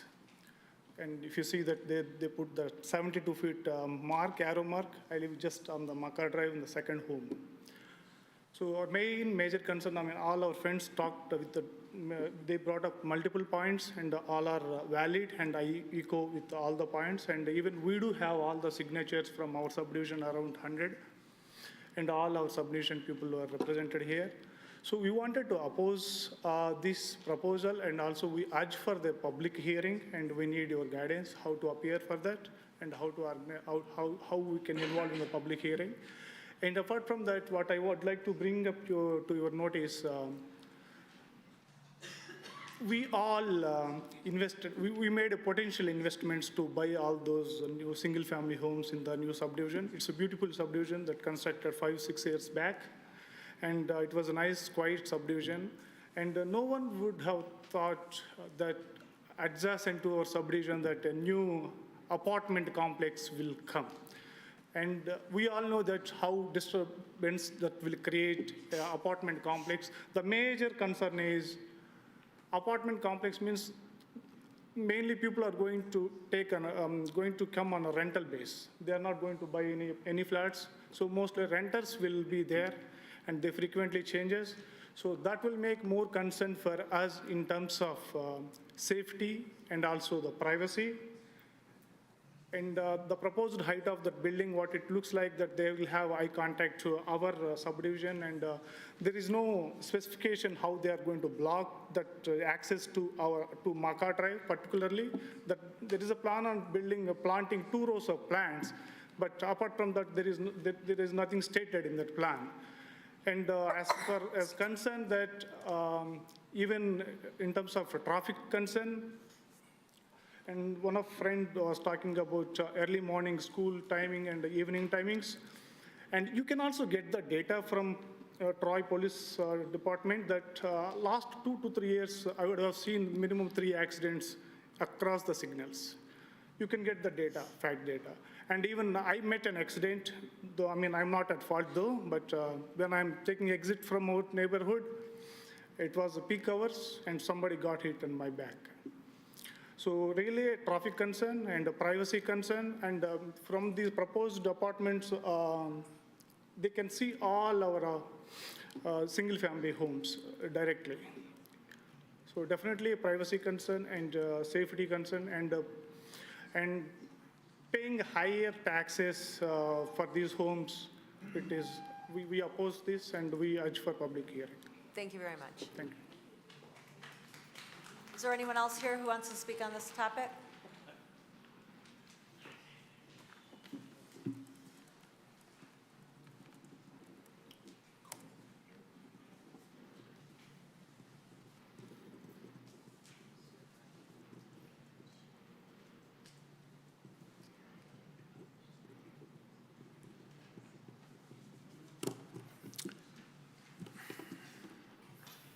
Madam Chairman, Troy Planning Committee. My name is Sunny Kwan. I'm on 3922 McCall Drive, part of the Estate of Willowbrook subdivision, the new sub. I'm also neighbor of Harry, so I'm like 3 houses down from this development. So I'm very close to this thing, and this thing hit me really hard. So I echo all the points that my neighbors, Pete, and my other neighbors have stated, so I don't need to repeat all that. So I totally agree with all of them. But I'd like to address like a couple of points. If we can go back to the illustration. Which illustration? The illustration with the climbing over the egress window.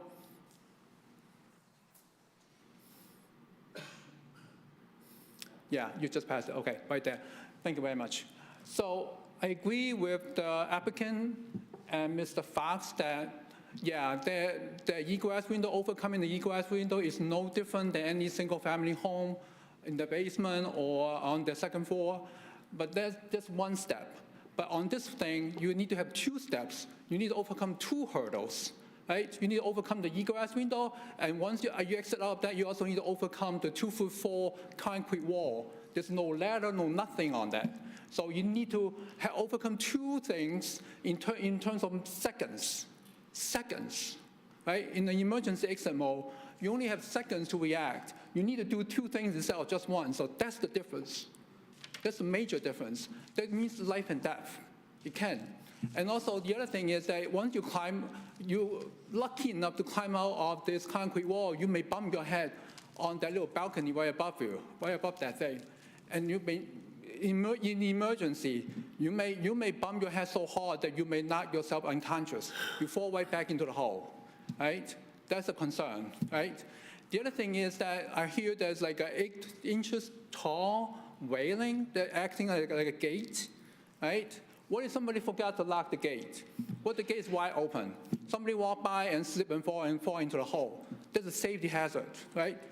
It's a concern, right? So this thing this below grade kind of development is a bad idea. We should just scrap this.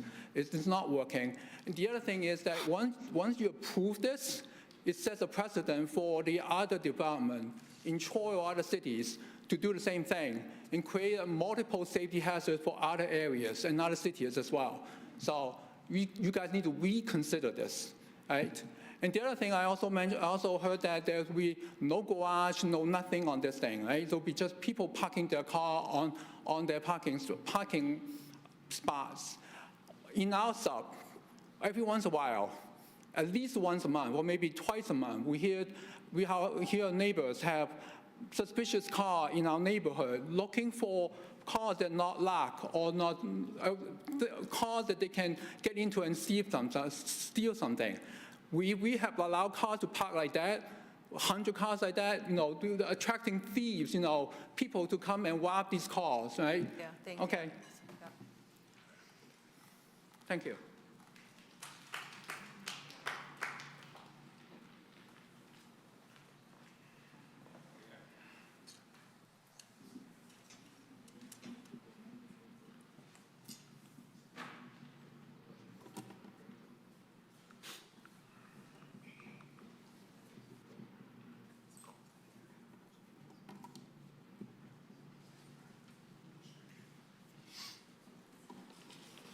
Good evening, everyone. My name is Karen Beard, and I'm a resident of the Enclave of Troy. I just want to reiterate my concerns. Definitely, I'm concerned about safety, eliminating the green space, the noise, but my major concern is traffic congestion. That corner at John R.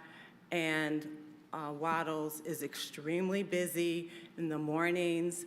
I think back in 2017-18, we had a problem with not being able to even turn out of that, out of our complex. So I was responsible for going to traffic and safety and getting that sign put up that says don't block traffic.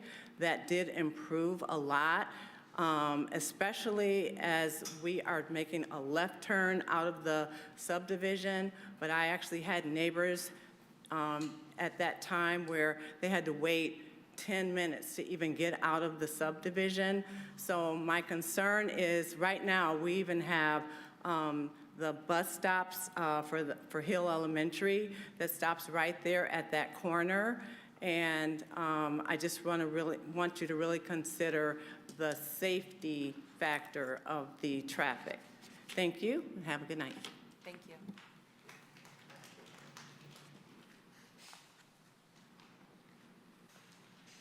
Hello, my name is Mahesh Patel. I also live in the Willowbrook subdivision. My house is in fact literally next to that 72 feet border that you guys were showing in the picture. Well, my main concern is, of course, all the things what they've been told. I definitely agree with them. But the main concern is we building, like a owner building a commercial rental property instead of a residential house. I think probably owner has a right to build what he wants. He's bought the property for making money or whatever commercial reason. But building a commercial or a rental property, this is a challenge that we have. We bought a house, obviously want to move to a new neighborhood thinking that it's a very friendly, good neighborhood where your kids grow safely, looking at a very familiar face every day. But here, that is not the case. Every 6 months to a year, you have a new people coming and joining. Imagine you living next to 100 new people every 6 months to a year, your kids growing in that kind of environment. I don't think any of you guys have a house next to that. I'm hoping, just imagine around 50, 100 people looking at my backyard and a front yard. That will be really a lot of fun for me, I think. Please consider this, reconsider this. Okay, that's my appeal. Thank you. Yeah. Sir, can you please sign in? Thank you.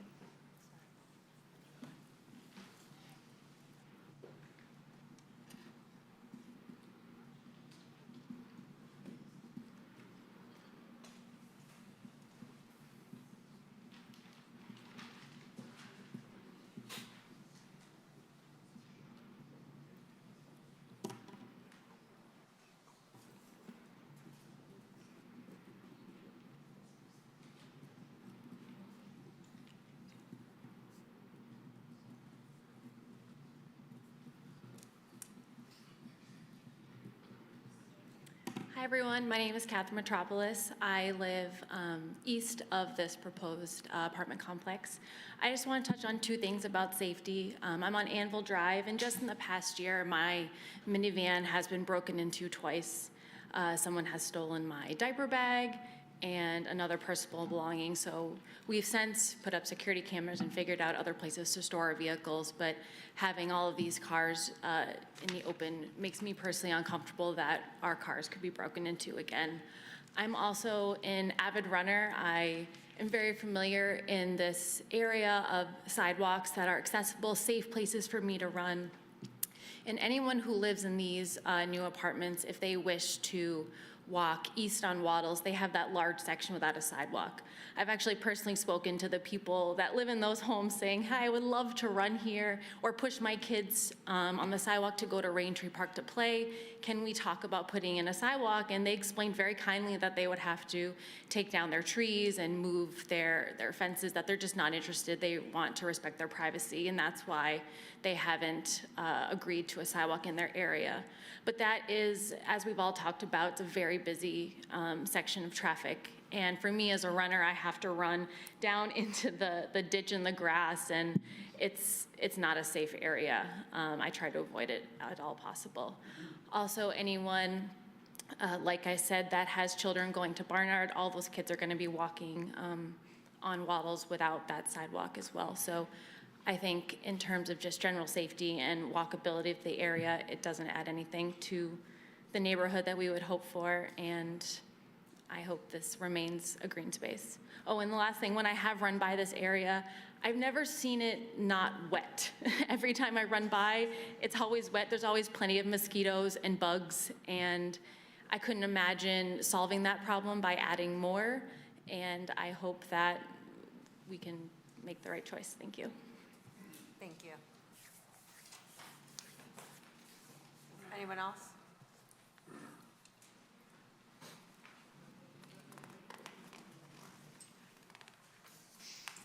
Hello, City Council members. Thanks for giving the opportunity. I live in the subdivision very close to the development. I possibly live about 200 feet from this development, whatever it is happening or it's proposed for now. The concerns, I have two concerns. One is safety. In the last 6 months, some of the residents expressed a concern. There are a lot of break-ins, try to break in at least. There are a lot of cars coming into the subdivision. They're trying to, see for cars parked in the street or in the driveway. They're trying to open it up and see if the cars are unlocked, and some cars were broken in the last year. We complained to City of Troy Police Department, they were able to courtesy. They came and they looked at all the camera, whatever the footage we have shown to them. But the proposal, whatever it is shown here, there is some green plantation, whatever they have shown it here. There is no parking lot markings, and it is very close to our subdivision. It's about 20 feet or possibly 10 feet from our subdivision. They can possibly walk in, all the 52 residents, new residents is gonna have the house there. They will have access to our subdivision. We are not we live in individual dwellings, and we don't live in next to a commercial property. We would want the city to consider the proposed plan. There exists shown in right aid parking lot. It could be a different owner or it could be a same owner, but at the end of the proposal, we don't want city to open up a driveway or a road from our subdivision to this new proposed property. There is a marking shown in a green area, but there is no marking shown they can walk in from the apartment complex to our subdivision. That's a major concern for our kids playing in the subdivision. And the detention pond, we have one detention pond. City has approved a second property, very close to or adjacent to our community. They are using the same detention pond what we have built for, whatever the builder has proposed for our property. Still, our home HOA maintains that detention pond, and there is no detention pond shown here for the 54 houses. And the 2-acre lot, whatever the water is going to get drained, it is going to come to our detention pond, which is very adjacent to our property, and it's going to flood. And there are a lot of our houses, we have basements, and it's also going to flood our subdivision as well. So we wanted to strongly oppose this proposal, or at least the city council to kindly reconsider building a 54 apartment complex there. Thank you very much. Thank you. Anyone else? Yep.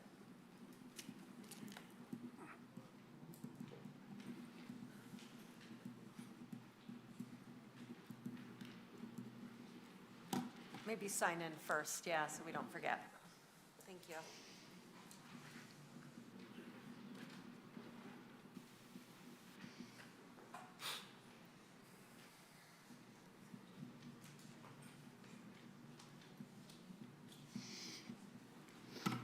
Hi everyone, my name is Ravi. I live in the Estates of Willowbrook subdivision. I talked in the last meeting when it was not on the agenda, and we came to know late that this is on the agenda. We were checking the agenda every day, eagerly waiting when it comes for the discussion, and it showed up all of a sudden just 2 days back. Point is that I represent the homeowners association with 28 homes. And all of our residents in the subdivision completely oppose this plan, as it impacts the privacy, safety, and even in the proposed plan, I was expecting the city council to ask about the impact to the neighborhood. That was never a concern in the last meeting. And, what does it mean to have 52 apartments next to a neighborhood of single-family dwellings, That is something that should be seriously considered. And in the plan, we see that plants are also, there is a, the plan shows it is a concrete monument, adjacent to our neighborhood. We don't know exactly what it means, and like one of my neighbors said, if people are given access to our subdivision to walk, that completely, derails the privacy and safety of our kids. And I have here all the concerns written down with the signatures. I sent an email to the city council over the weekend, and I'm here to submit all of these. And I want to basically echo the opinion of all the previous people who commented, and also represent here from our subdivision to say that we completely oppose this, and we want a public hearing so that more opinions can be understood to the city. Thank you. Thank you. Thanks. Is there anyone else here who wants to speak on this topic? All right. Oh, come on up. Okay. I'm Jeff Selesky. I live in the Waddles Square. Could you sign in? Yeah. I'm going to get yelled at because I'm going to forget to ask you when you leave. Yeah. Do it now instead of at the end, huh? Thank you, yeah.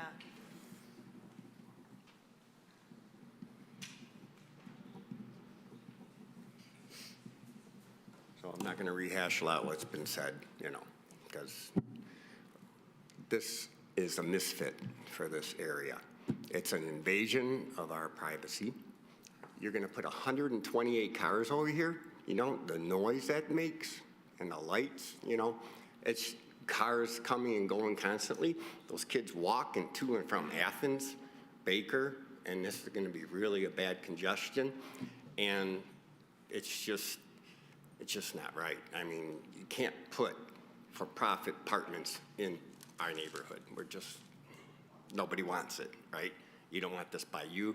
You're going to have people driving Hellcats, all that road noise, and then you're going to have, okay, if you have an EV, where are you going to plug it in, right? That's another thing. So that's another big thing, right? Where are you going to plug in all these cars? It's just, that's about all I have to say, because it's just not right for our neighborhood. I've been there since 1989, and I'm a passionate believer in Troy. My kids went there to Athens and Baker, and you're going to have people coming and going. Nobody's going to really be staying there, and that they're going to be transient people. Who knows who they're going to be, right? So I'm just with all these people, and that's why we're here today. But thank you. Thank you.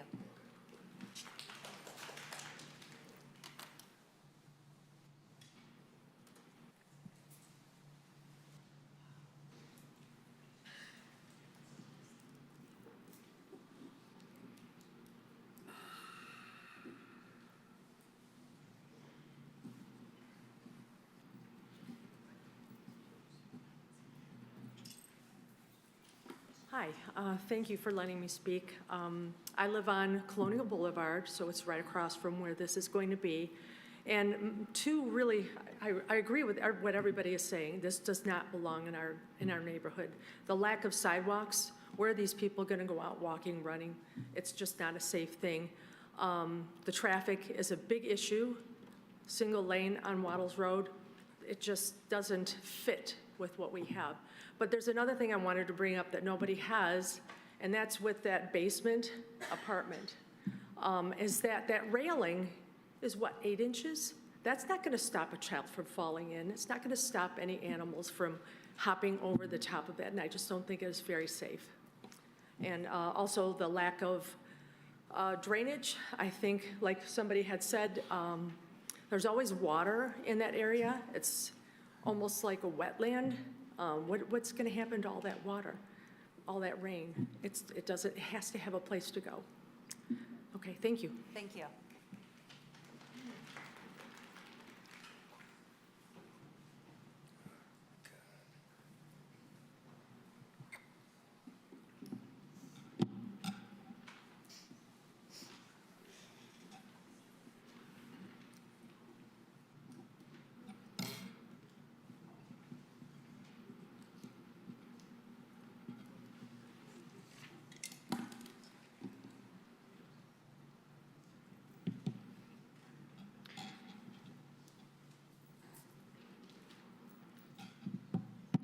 Hello, Planning Commission.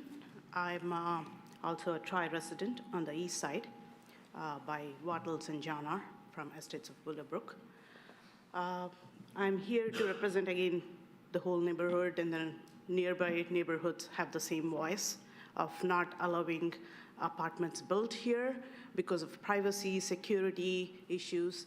I, being a mom of two, I always worry about how the being a high schooler mom, I always worry about how the kid would walk from Athens High School to home, and many other kids too, because there's a lot of chaos during the school dismissal and so on.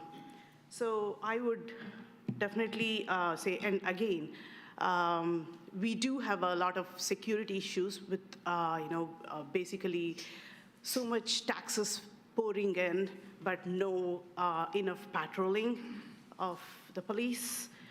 We see people breaking into, the cars, trying to break into the cars. And there were cars of strangers. They were waiting on the streets where a couple of neighbors, when they tried to get to them, they just fled away and so on. So with this construction, with transient people here, it would create a lot of more security and privacy issues, along with, very, I would say, drainage and basically water retention topics as well.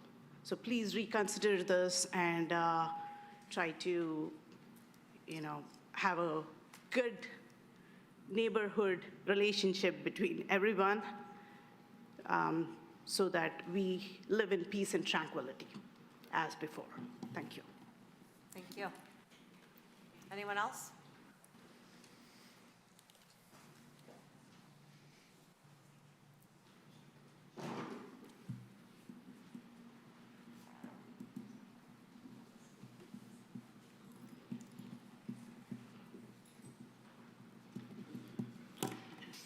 Hello all. Thank you all for staying late to hear all the residents' voice. I believe next to the east side, that's right behind my backyard. So I agree all my friends, my neighbor who's their voice. I don't want to repeat all those, but because I'm just right behind that, so I just want to stand here to speak my voice. Safety definitely is my concern. I'm a two-daughter father, so I don't want to, the apartment's like 54 complex that just to watch through my backyard through. I don't think those double row trees will totally block the privacy. Plus the trees, only the higher part will block the privacy, but the lower part is still just all spaces. So, and also the traffic congestion's definitely a problem. But I really appreciate all you guys here to hold this public meeting and public hearing. Thank you. Thank you.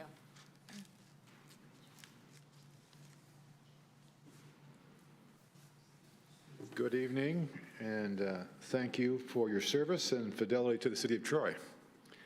I live in Waddles Square for the last 35 years. I just want to point out, I appreciate the grand plan, the development activity, or as I call it, the economic development fantasy.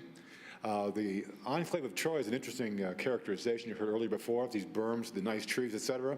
That's so you don't have to look at the strip mall, the bar, and the abandoned buildings now that are the old CVS and Sam's Hair Care for Ben or whatever.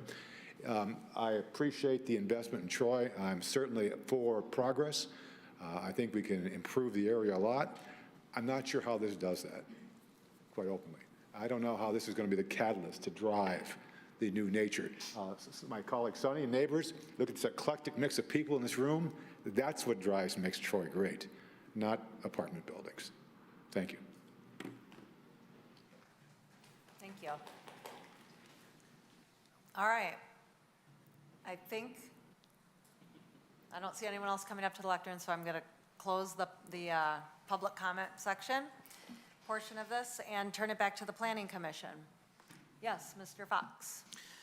Yeah, I want to start by saying that I appreciate all the neighbors who came out to express concerns. You know, I understand, you know, developments coming into your home. I absolutely understand why to come in and voice your opinions. For the record, I live on the east side of Troy. I'm south. I'm at John R. and Maple. But I would be remiss if I didn't. I'd be remiss if I didn't combat some of the narratives that are kind of being discussed here as if they are a fact, and I would like to combat them with facts. I did a little homework because I saw we were looking at a bunch of multifamily housing units today, so just want to bring this to the attention of my fellow planning commissioners.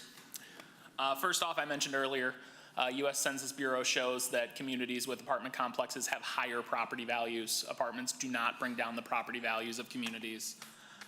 Second off, a study by the Arizona Multifamily Housing Association, they analyzed police data from across communities in Arizona, and they found that the presence of apartments led to no significant change in the amount of crime in an area, meaning apartments to...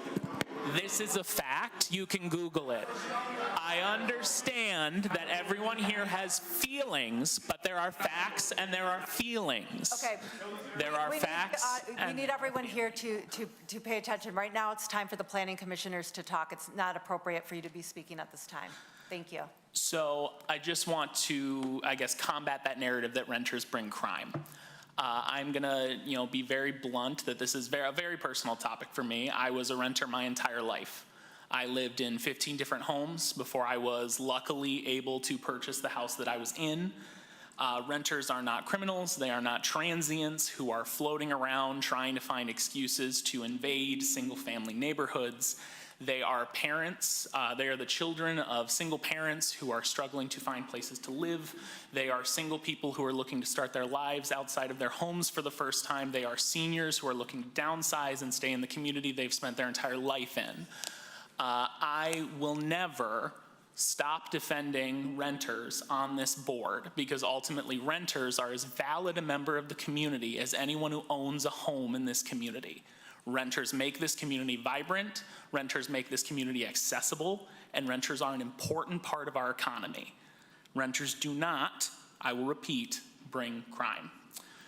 So I want to start that off just in a general sense, referring to this build in particular. Overall, I think a lot of the questions that I had about drainage were kind of answered by the applicant coming up and talking about the drainage tiling, I think was the term that he used, being put into the divots and whatnot in the downstairs egress windows. That was really one of the bigger concerns I had coming in today, but I'd be curious to hear where the rest of the commission is at. Thank you. Mr. Buechner. Two of the big things that were said, so I'm going to ask Brent, can you talk about drainage? And I think you're going to say it's good. Can you elaborate a little more than it's good? Well, I don't want to put words in your mouth. I'm not going to say it's good. I'm not a civil engineer. But would it be better? Would they create, how is the drainage created? How would this help the neighbors? I'm not a civil engineer, but what the applicant is proposing is right smack dab in the middle of this site is an underground detention basin so when there's a stormwater event, the water is gonna sheet flow into a catch basin and it's gonna go into underground detention, and then it's basically a kind of a pit that holds water, and then it's going to be metered out into the stormwater drainage system. Will it help the neighbors? Well, it can't negatively impact the neighbors. Okay. My other question was about traffic. Has there been a traffic study? I don't recall. There was not a traffic study submitted as part of this application. Do we need a traffic study? I think I'm hearing that. The city engineer, when this was submitted, believed that based on the number of units and based on the site design, that a traffic study was not warranted. One person's opinion of this group is that we'd have a traffic study done. That's all I have to say. Anyone else? I'd like to chime Yes, Ms. Malala Holly. I heard at least two of the residents mention 3 access points not connected. Couldn't quite catch that. If I can get an explanation on that. Well, I didn't make the comment. No, I know. What I can say is that the owner of this site that's on the screen and the Rite Aid are the same person. They're proposing to formally combine the parcels through the assessment department. So when they're combined, it will be fully interconnected on paper as well as pragmatically. And if you look at the screen, to the far east, there's a proposed connection to Waddles. West of that, there's a connection on the Rite Aid site. Again, the sites will be combined. And then there's a site on there's a access point on John R. So that'll make 3 access points into this site. Okay, understood. Thank you, Mr. Brent. Mr. Lambert? Mr. Savin, one of the early commenters brought up the issue, which I'm glad he did, about how this qualifies as a neighborhood node, and I believe one of the commissioners at our last meeting asked that same question, so could you repeat it, how it relates to the Rite Aid site and why this qualifies as a neighborhood node development? Well, the neighborhood node zoning district permits and encourages mixed use, vertical and horizontal, and by combining the sites, this would be an example of a horizontal mixed use. Now, it is a little bit different than what's really contemplated, because the Rite Aid building, if you want to call it that, has been in existence for decades. So it's inherited as part of the project. But it is an example of mixed use. And in fact, the applicant has proposed to utilize a portion of the Rite Aid building for the community center portion of this project. Yes, Mr. Faison. I echo Mr. Buechner's comments on the traffic study, but a question. Was one of the considerations, because I'm thinking about this versus the one at Square Lake in Livernois, where there was less units and there was a traffic study done at some point in that application process. Is it because of the 3 access points? Is that the difference between the two? Or why would you do one at that? So to be clear, that Not this one. there's different degrees of if you will, traffic studies. I'm not a civil engineer. I'm not a traffic engineer. So for the PUD application, I believe that there was some dialogue, some discourse at the Planning Commission level. So I asked our traffic consultant to prepare what I call a traffic memo, which is just kind of a summary of what the trip generation could be anticipated for that development. So it wasn't a full-blown traffic study. It was a traffic memo prepared by the traffic consultant. And I didn't request one for this development because, again, the civil engineer indicated that a traffic study wasn't warranted. Thank you. If I may. Yes, Ms. Malala Holly. So I want to go back to what Mr. Fox just mentioned. Recently got a chance to visit some nice cities in the country, and I was looking around these subdivisions, which have been very well paired with some single-family homes, townhomes, duplexes, and also apartment buildings. It is true that Troy does not have the middle housing. That is there's a middle element that is missing in Troy, which we in the Planning Commission are trying our best to bring it into the city so that we can make it affordable for all. Troy is not just a city for single-family residences. Troy is a city for all. And I know when your children grow up and go on to get a job and want to get into a house, they may not immediately be able to buy one, and so they get themselves into an apartment. For many reasons, apartment works out for some of the early starters in their careers. It's not just the question of affordability, it's also the question of whether that is the right choice for the community to live in, and have their family grow. So I do want to reiterate what Mr. Fox mentioned. I too have lived in an apartment. I come from a country that has many, many apartments built on a very small square footage. So let us be cognizant about one thing here, and that is we are not here to attack any one residential group of people and or limit our residents or people who want to come into the city of Troy. we want to open our city of Troy for everyone. Like we have the access, they too need. I know this particular apartment complex may not be what we all like. I know you've expressed your thoughts and opinions, and we thank you for coming and saying that. But it's also true that we cannot generalize the building of apartments in the city of Troy. And the transient population are not looking for crime. That is for sure. We can say that, and we have definite data proving that it's not necessarily the case. So I just want to reiterate that point. And I do want to tell you that when I was in these cities that I was traveling recently, there is a beautiful mix which can be created here as well. Now, density may be an issue that you are concerned with. Safety may be an issue that you're concerned with. Those are valid concerns. Now, I'm not going to deny that.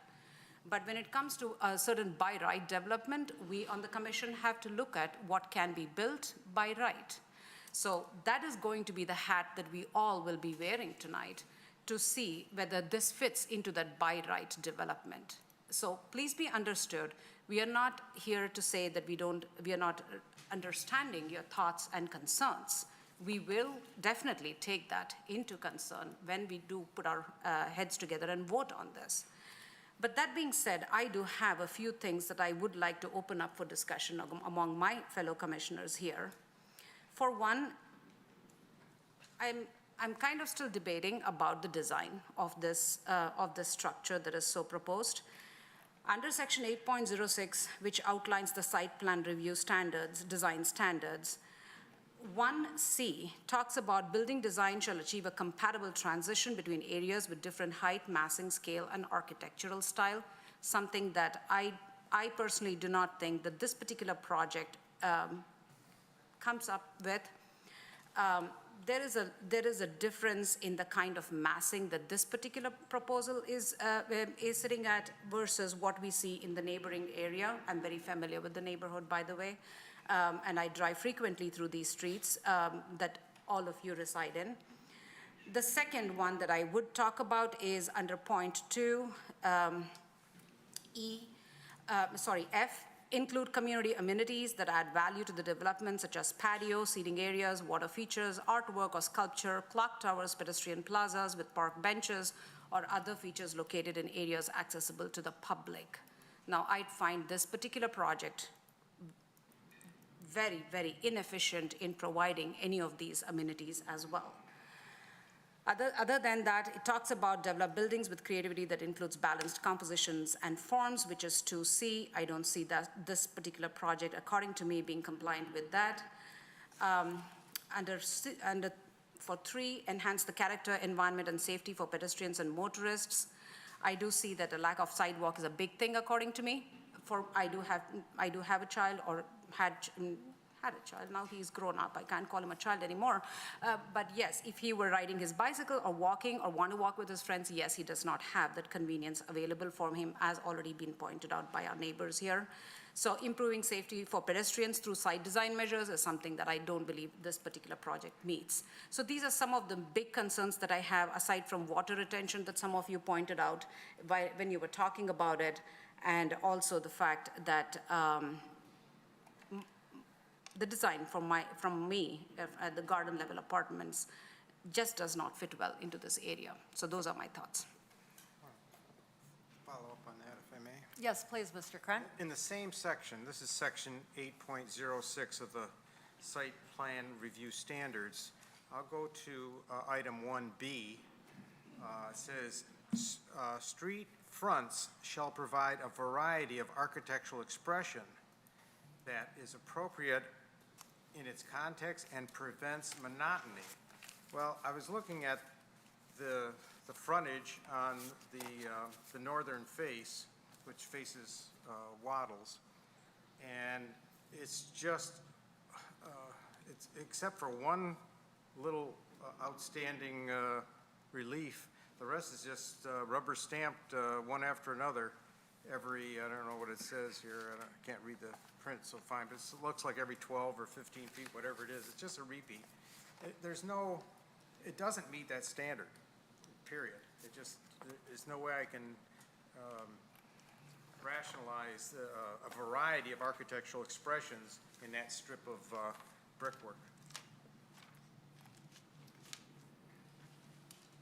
I'll say a couple of things.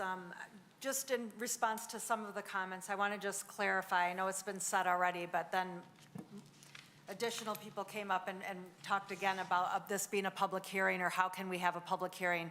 This wasn't a public hearing. We opened it up to public comment. A public hearing is not required, and there will not be a public hearing on this. Some of you commented on, can't we just leave this as a green space? And the answer is no. This is a by right development. The developer can develop this, and what he's brought forward is a by right development, so that's why it didn't require a public hearing. I do agree with some of my fellow planning commissioners. You know, I agree with Mr. Fox and Ms. Malala about making general statements about apartments being bad. And I also agree that perhaps the first time this came before us, we didn't take as much time to consider the traffic in the area because Waddles, I know, as it runs all along through Troy, is a very narrow road, and there are traffic problems. I mean, it backs up all the time at certain times of day, and this is a development that's going to bring, 100 cars at an area, and, we heard from some of the residents who live across the street who already said that there was an issue years back. So I think it's worth taking a look at. I'm not sure I understand the sidewalk thing. I thought that this development was adding a sidewalk on Waddles, so I'm not really sure why people are talking about no sidewalk and how it's a bad thing. But I think There's some homes there without a sidewalk, right? To the east. East of the I property. believe the residents are referring to properties to the east that this applicant does not control. Yeah, okay. But I mean, it's providing a nice sidewalk in front of its development. So, I think that's a positive, and I think that the drainage is going to be under the parking lot, which is a positive. I did want to say about, many of the residents talked about access into their neighborhood to the south and even to the east. And maybe, I'm not really sure what kind of trees we're talking about, if they're arborvitaes or whatnot. It looks like 2 layers of trees, but it's true, if they're thin trees with, big things, people can walk through. But I'm not really sure what the answer is. I mean, it almost sounded like the residents were talking about wanting a wall there. Usually when we think about boundaries from a transition standpoint and a compatibility to neighbors, we talk about headlights going into neighbors. And so we would want to be sure that the trees are at least blocking light from going in. And so I have that question about whether or not those boundaries are sufficient. They look sufficient, but they did raise some questions, and also whether, people don't generally trespass. They still can't, even if it's trees that they can walk through, they'd be trespassing into a different neighborhood. It's not like there's a path entering into the neighborhood to another public space. So I don't know how big of a concern it is, but it's just something I'm throwing out there because the residents brought it up and I'm thinking about it now.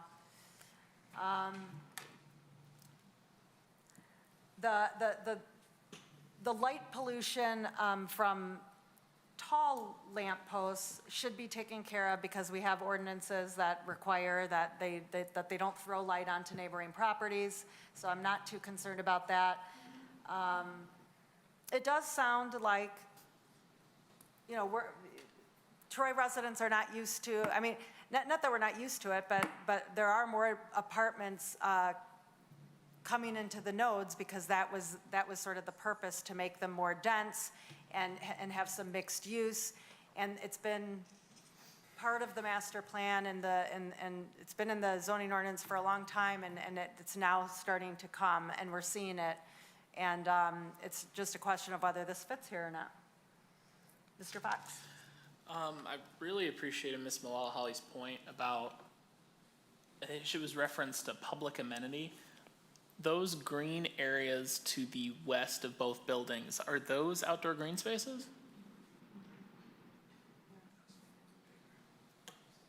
Yeah, it was under, are they like kind of outdoor public, like park areas? That is how I remember it. Yeah, I believe they are. I think the applicant wants to come Yeah, up. yeah, please Come and on thank up so you. you can address that question. If it's appropriate, I'd like to make some comments. Yeah. By the way, they are public areas and they're outdoors. And when you read some of the sections about creating outdoor spaces and then you hear about people wanting separation, it's like, well, do we want to invite people on the property from the neighborhood, or are we trying to separate ourselves? People are against apartments. There's thousands of apartments in Troy.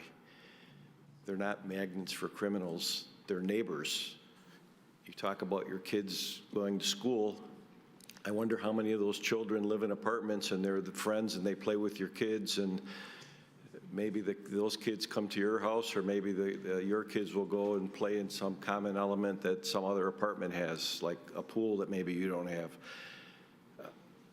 Apartments are useful for many, many people, especially now. If anybody reads the paper or listens to the news, nobody can buy a house and the mortgage rates are too high, and people are renting for much, much longer than they ever did in the history of this country. And to just say that, you know, we don't want apartments, I don't know how to answer that. They're allowed by right. This zoning's been in place for longer than some of these homes have been in existence. They're very low in profile. They are architecturally, in our opinion, they're architecturally unique. They have a low profile. There's different colors. There's different kinds of sidings. You don't have one entrance. There's multiple entrances, so you have a key and you could walk in and open the door. They meet the transparency requirements. I mean, people park cars. There's almost every home that we're talking about has 2 or 3 cars in their driveway or in the garage. There's as many cars.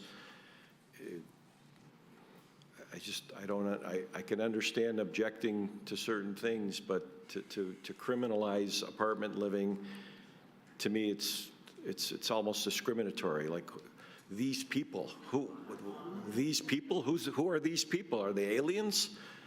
They're your neighbors. Your kids are going to go to school with them. The traffic engineers are smarter than I am. If they would have thought that this required a report, we would have had one done 8 months ago, 6 months ago, 5 months ago, 4 months ago. Now we're here trying to move forward. We had an issue with transparency. We corrected it. We had an objection to some of the details of the egress. I agreed that we have a better solution. But to say that we don't meet the neighborhood node and it's not mixed use and we don't have enough security, to me, I don't understand that. So my point is, people will always object to anything. You know, you want single family. The zoning doesn't even allow single family to be built here. It's absolutely excluded. It's one of the first sentences in the ordinance.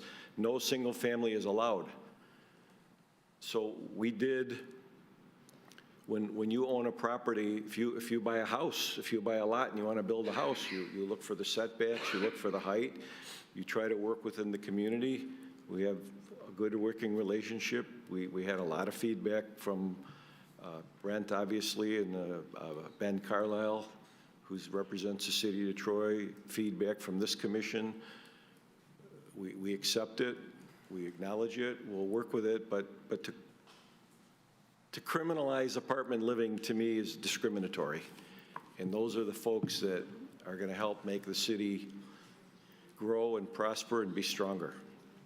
So you have talented staff, probably some of the most talented in the state. If there's minor things that need to be done, they can work them out on the final site plan approval. The preliminary site plan approval is, do we meet the ordinance? Do we meet the major height and text? And the answer is, you know, complies. I mean, everything down the list is in compliance, and it's by right. And I'm not sure how to go, what to do next. I mean, I believe that this should be almost unanimous because we're following the law. We took constructive comments and turned them into the final product. And I believe, and I believe a lot of people in the city believe, that we meet it 100% unconditionally. So I would respectfully request an approval, and we can work out minor things. You know, the 8-inch railing is not 8 inches, it's 18 inches, and there's details that you want to pick, you know, somebody wants to pick to create a negative. We've thought about a lot, we've taken it into consideration, and we believe we have a product that will be very welcomed by the city, especially by the new, and they may not be new residents, they may be existing residents that want to move into a smaller space, or maybe they have a smaller apartment and they want a bigger apartment, or maybe they have no open space and they want open space and they want amenities and they want to be able to walk to somewhere. So we don't take what we did very lightly. We take it very seriously. We take your comments seriously. We take the ordinance seriously. And we've been, and for the sake of other folks, we didn't just show up last week. I've been on the owner of property for 40 years, 40, and it's time to develop it within the context of the ordinance. Not Richie wants to do what Richie wants to do. Richie wants to do what the city allows and supports and created this ordinance for this purpose. So I just want to respectfully request an affirmative vote. Thank you. And I thank you very, very much. Does anyone have any more questions for the applicant while he's up here? I just have a clarification that I seek about the public amenities. You said that those two green areas, those two areas are public amenities. Can you just let me know? They're outdoor public spaces for the residents. If the intent of the ordinance is to create public spaces for, you know, generally for the city, I'm not aware of that. So if that's the case, that's my mistake. And if that is the case, you know, on one hand, do you want us to be separated, or do you want us, you know, I think we're separated enough to give people privacy, but not so that they can't walk across. If somebody wanted to walk across from their house to the, whatever the future use would be of the corner, and just, you know, be part of the community and be a transition from single family. What do you do from single family to the commercial? It's not a park. It can't be a park. There has to be some kind of a reasonable transition, and this is what we believe we created. Yes, Mr. Beacon. Can I ask Brent, can you use the PowerPoint, the pointer to, I think I see 3 of them up there. Can you kind of, and maybe the applicant can help us. There's one down low, lower left, there's one upper left, and there's one in the middle, up high. Are those 3 different? And what exactly is that? The one to the immediate west of the one to the immediate west of the north building is like an outdoor area with seating and, you know, barbecue grill and amenities for the residents. And then I believe the one to the west of the southern building is, part of it is a dog park, so there's a place for pets, and it's just another outdoor space. And then there's, you know, the community building, a small community area that's attached to the existing commercial building, is also accessible. What's right below the word Waddles? What is It's a that? path through those. That's There's rectangles. What are those rectangles? That's the void in the building. You can actually walk Oh, that's part of the through building? Yeah, and that would be landscaped as well. That'll have landscaping. So it that's helps to outside, connect.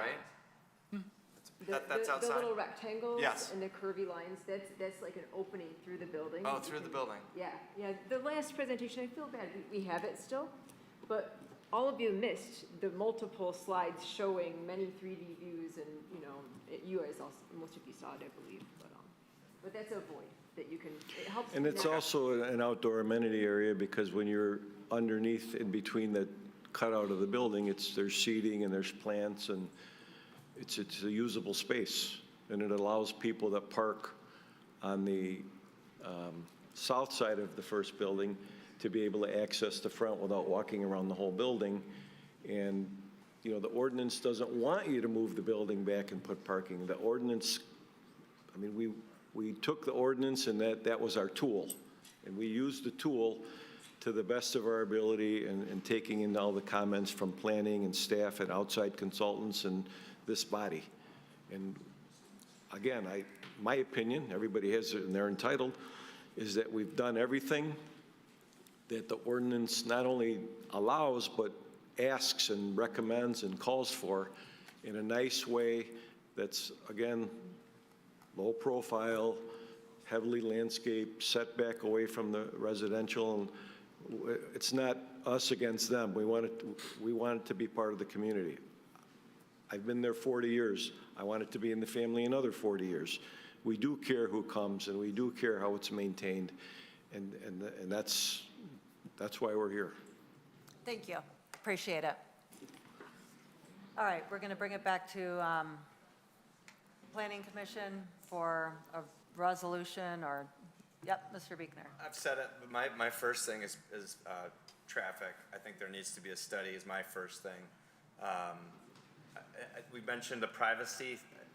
I think you mentioned a wall. I think a fence of some kind should, I don't know what the answer is, or if you guys are agreeing with me. I wouldn't want lights coming in my yard either, but so trees, 2 rows of trees might be nice, but I don't know if a fence is appropriate or not, and I don't know how we figure that out as a people in this room together.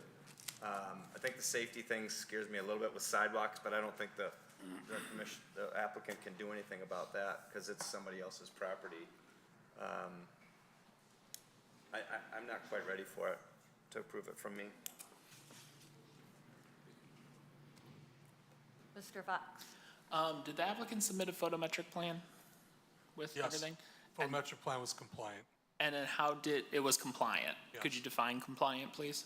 Like, Met all the minimum standards of, for lighting, including intensity at the base of the lights, intensity at the property line, pole height, shielding of light sources. Those are kind of the elements in a photometric plan. okay. And for the sake of clarity, shielding meaning lighting will not be bleeding onto neighboring properties per the photometric plan. Shielding is really protecting the light source, so if you're driving by or walking by or looking from a neighboring property, you're not blinded by the source. It's shielded, so it's focused downwards. Okay. The intensity at the property line, when it's abutting residential, is not to exceed 0.1 foot candles, and when it's abutting a road, it's not to exceed 1 foot candle, and it meets those requirements. Okay. I mean, I'm of the opinion that the applicant, as he said, he's met all the ordinances, he's responded to our comments, he's met what's here, so I'd like to offer up a resolution.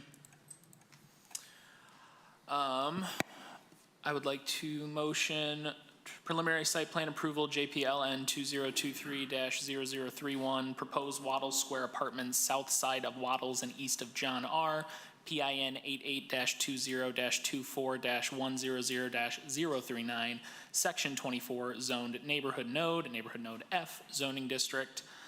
Be it resolved that preliminary site plan approval pursuant to Article 8 of the zoning ordinance as requested for the proposed Waddles Square Apartments located on the south side of Waddles, east of John R., Section 24, zoned NN Neighborhood Node zoning district be granted. Subject to the following, there wasn't anything that I believe the planning department was requesting as a condition of the motion, so I will end it with granted. Yes. Mr. Lambert? Be open to including some type of fencing between the neighbors to the south and to the east? That in your resolution? I'm not opposed to that. Are we able to condition on a site plan approval? We are able to condition? Okay, I just wanted to make sure legally that was sound. How do I word it? Are you willing to offer up potential wording for that to help me out, Mr. Lambert? That far, I just wondered if you were open to it or not. Oh, yeah, I mean, I'm not opposed, for sure. I just don't know how exactly I'd word it. Are you suggesting it as a hard condition or as a design consideration? Hard condition. Hard condition. And is it your mindset that it would be any particular material or just fencing as in general? Height. Or any particular height? Just fencing in general? Maybe put on to the satisfaction of the planning department. I'm seeing 6 feet. And I'm assuming it's a privacy fence, Yes. not railings. On the condition that a 6-foot privacy fence be added along the southern edge of the property. On the And east. and east side of the property. I'm open to that for sure, so. Do we have a second to that motion? I'll support it. Okay, Mr. Faison? Thank you, Mr. Faison. Was there a height stipulated? I missed that. 6 feet. 6 feet. 6 feet? Thank you. No materials were stipulated. So, but it does need to be a privacy fence. Discussion. My point, if I may, Yes. I still don't believe it meets section 8.06 of the one I stated earlier. 1.b, street fronts shall provide a variety of architectural expression. Now, the last case we just reviewed, originally they were all very similar, and over the process of 2 different meetings with us, the last rendition was really quite unique. Every building looked different. I mean, along those multiple connected homes, everyone was different. And not just color, I mean shapes. So it was like, I'm glad that developers saw what we wanted to achieve, but this to me doesn't achieve it at all. It's the same thing. I wanted to say that. I'm glad you said it. Mr. Tagle would say it too. He's not here tonight, but he would agree with you. So we're just trying to give you guys a little bit of guidance. That's 2 or 3 people's opinion. Anyone else? All right, I think we're ready for the vote. Ms. Parakis? Yes. Mr. Fox? Yes. Mr. Biegner? No. Ms. Malala? No. Mr. Lambert? Yes. Mr. Faison? Yes. Mr. Hudson? No. Mr. Krent? No. You have 4 yeses, 4 nos. Fails on an even vote. On a tie, the motion fails. All right, So, so the motion fails. so I believe, does that end our discussion on the item? It failed to pass, I believe is how. It's my opinion, a motion to postpone for Yeah. a full board should be made. Yeah, I would like to make a new motion to postpone for a full board in attendance. Do we have a second for that? Ms. Malala Holly? Thank you.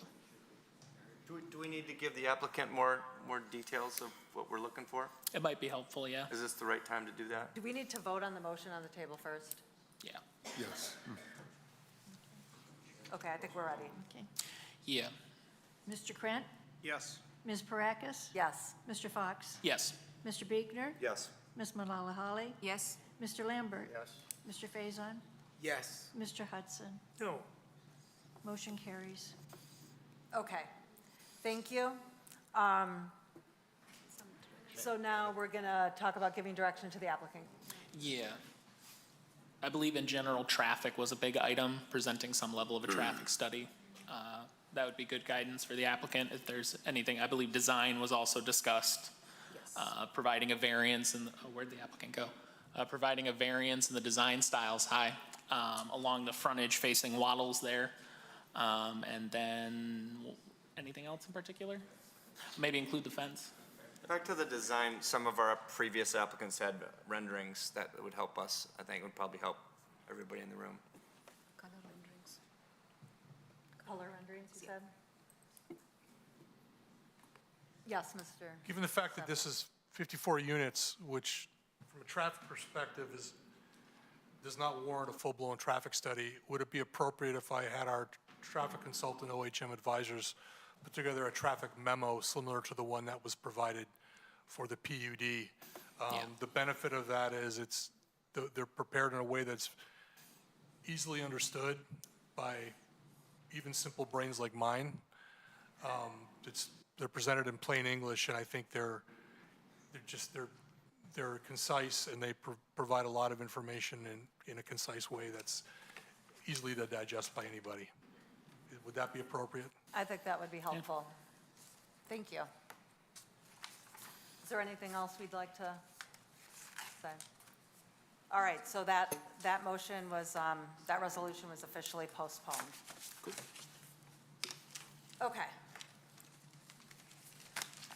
Yes, I need a 5 minute, is that appropriate? We're going to take a 5-minute recess. Am I correct in understanding that we need a little traffic memo that we'll talk about who's going to prepare, and then work on the elevations? Was there something else that I missed? The fence. Maybe have a picture of a fence that you'd propose, since we're requiring it. And to clarify, I'll have the city's traffic consultant prepare the traffic memo. Okay. And a depiction of a fence. Some design renderings, is that appropriate? Some design renderings. Well, we had multiple renderings the I didn't first see time. anything in color, and I think we were asking for Yeah, color. we had them on the screen, we had them on the board, we had maybe 6 of them, so we'll bring them back, but obviously now they're going to be modified, but we know what we have to do. Okay. Thank you again, everybody, we appreciate all Thank the you. comments. Okay, we're going to take a recess until 9:53.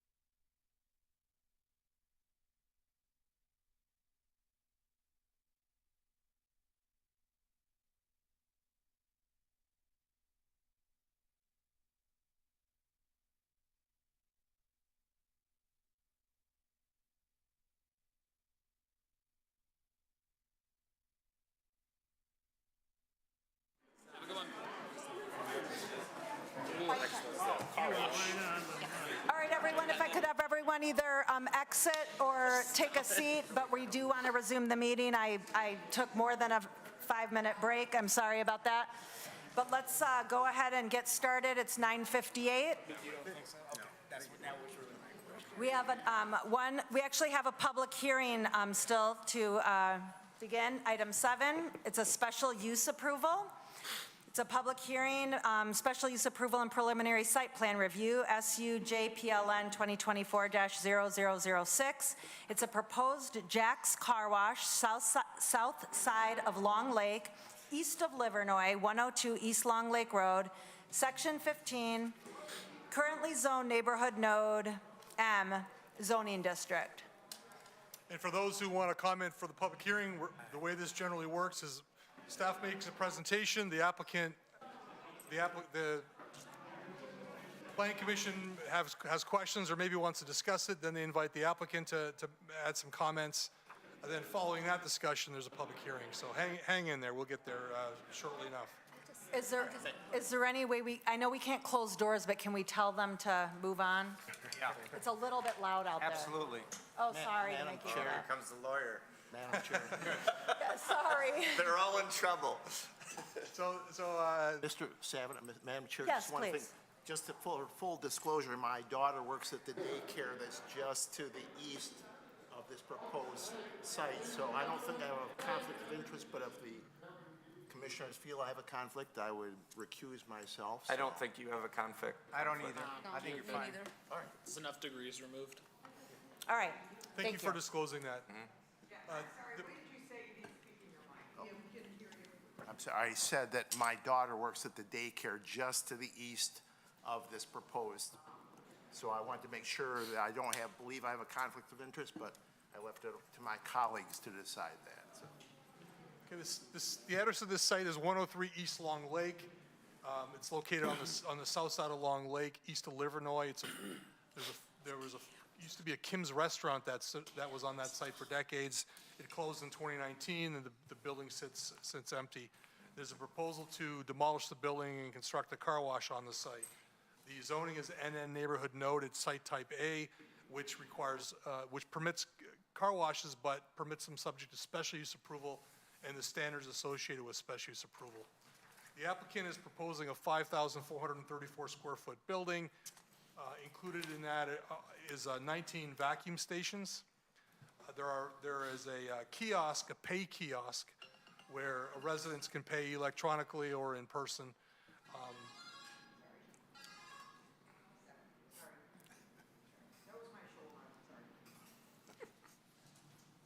They propose 14 stacking spaces in 2 stacking lanes. The application complies with form-based requirements related to placement and height. I would note that the applicant does not propose a water reclamation or recycle system, there was another car wash before us at a different site in the southeast portion of the city where they spent a great deal of time talking about what they do with water reclamation and recycling. The stacking required for this site is 12. The applicant proposes 14. If you look at the site plan, it looks like there's room for a significant amount more of stacking, at least over 20 spaces. It requires 5 parking spaces. The applicant is providing 6. There's no requirement for vacuums, but the applicant's proposing 19, and a large number of vacuums seems to be what's sought after for these new car washes that we're seeing proposed throughout Southeast Michigan. We indicated to the applicant that 19 did seem like a large number of vacuums. I'm going to read the response for full transparency and just to be fair to the applicant. Based upon Jack's Car Wash years of experience operating multiple car wash locations in the Detroit area, we feel that the number of vacuum spaces provided is appropriate for the effective operation of this car wash. The projected volume for this site is how Jack's determines the number of vacuum and stacking spaces. Jack's is also, this number is also based upon the demographics in the area. That was their response to the number of stations. In terms of access to the site, there's one point of access on Long Lake to the western portion of the frontage along Long Lake. And the automatic vacuum stations are located in the parking lot south of the building or behind the building. The applicant is proposing to increase the sidewalk along Long Lake to 8 feet, and there's 2 points of access where a sidewalk is proposed to connect to that sidewalk. In terms of landscaping and photometrics, for landscaping, the application complies with landscaping requirements. They do propose a 3-foot tall berm and landscaping along the southern property line. They propose 6 freestanding pole lights and 14 wall-mounted lights. Each pole light is 20 feet in height, and each wall-mounted light is 10 feet in height. And the application complies with lighting. In terms of elevations, the exterior walls, for the most part, are comprised of full dimensional veneer and horizontal lap siding. Our resident architect is not here this evening to chime in on architecture. Other materials include brick veneer, recessed brick soldier course, fascia trim, and asphalt shingles. Clear windows are proposed along each facade with metal coping and metal frames, and the application does comply with transparency. And exterior palettes on the color palette are dark blue, yellow, white, light brown. Here is a rendering showing the view of the building, looking at it from Long Lake and looking towards the southwest. Here's another rendering showing the south side of the building and some of the vacuum stations. We've got a lot of interest in car washes recently in Southeast Michigan. It's due, we believe, to private equity funding, and a lot of these new car washes provide monthly subscriptions.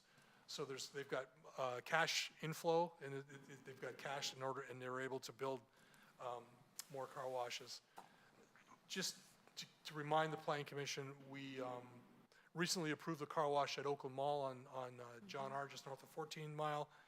We are processing presently an application for a car wash on the northwest corner of Long Lake and DeQuinder, and we've recently attended numerous pre-application meetings at other locations in the city.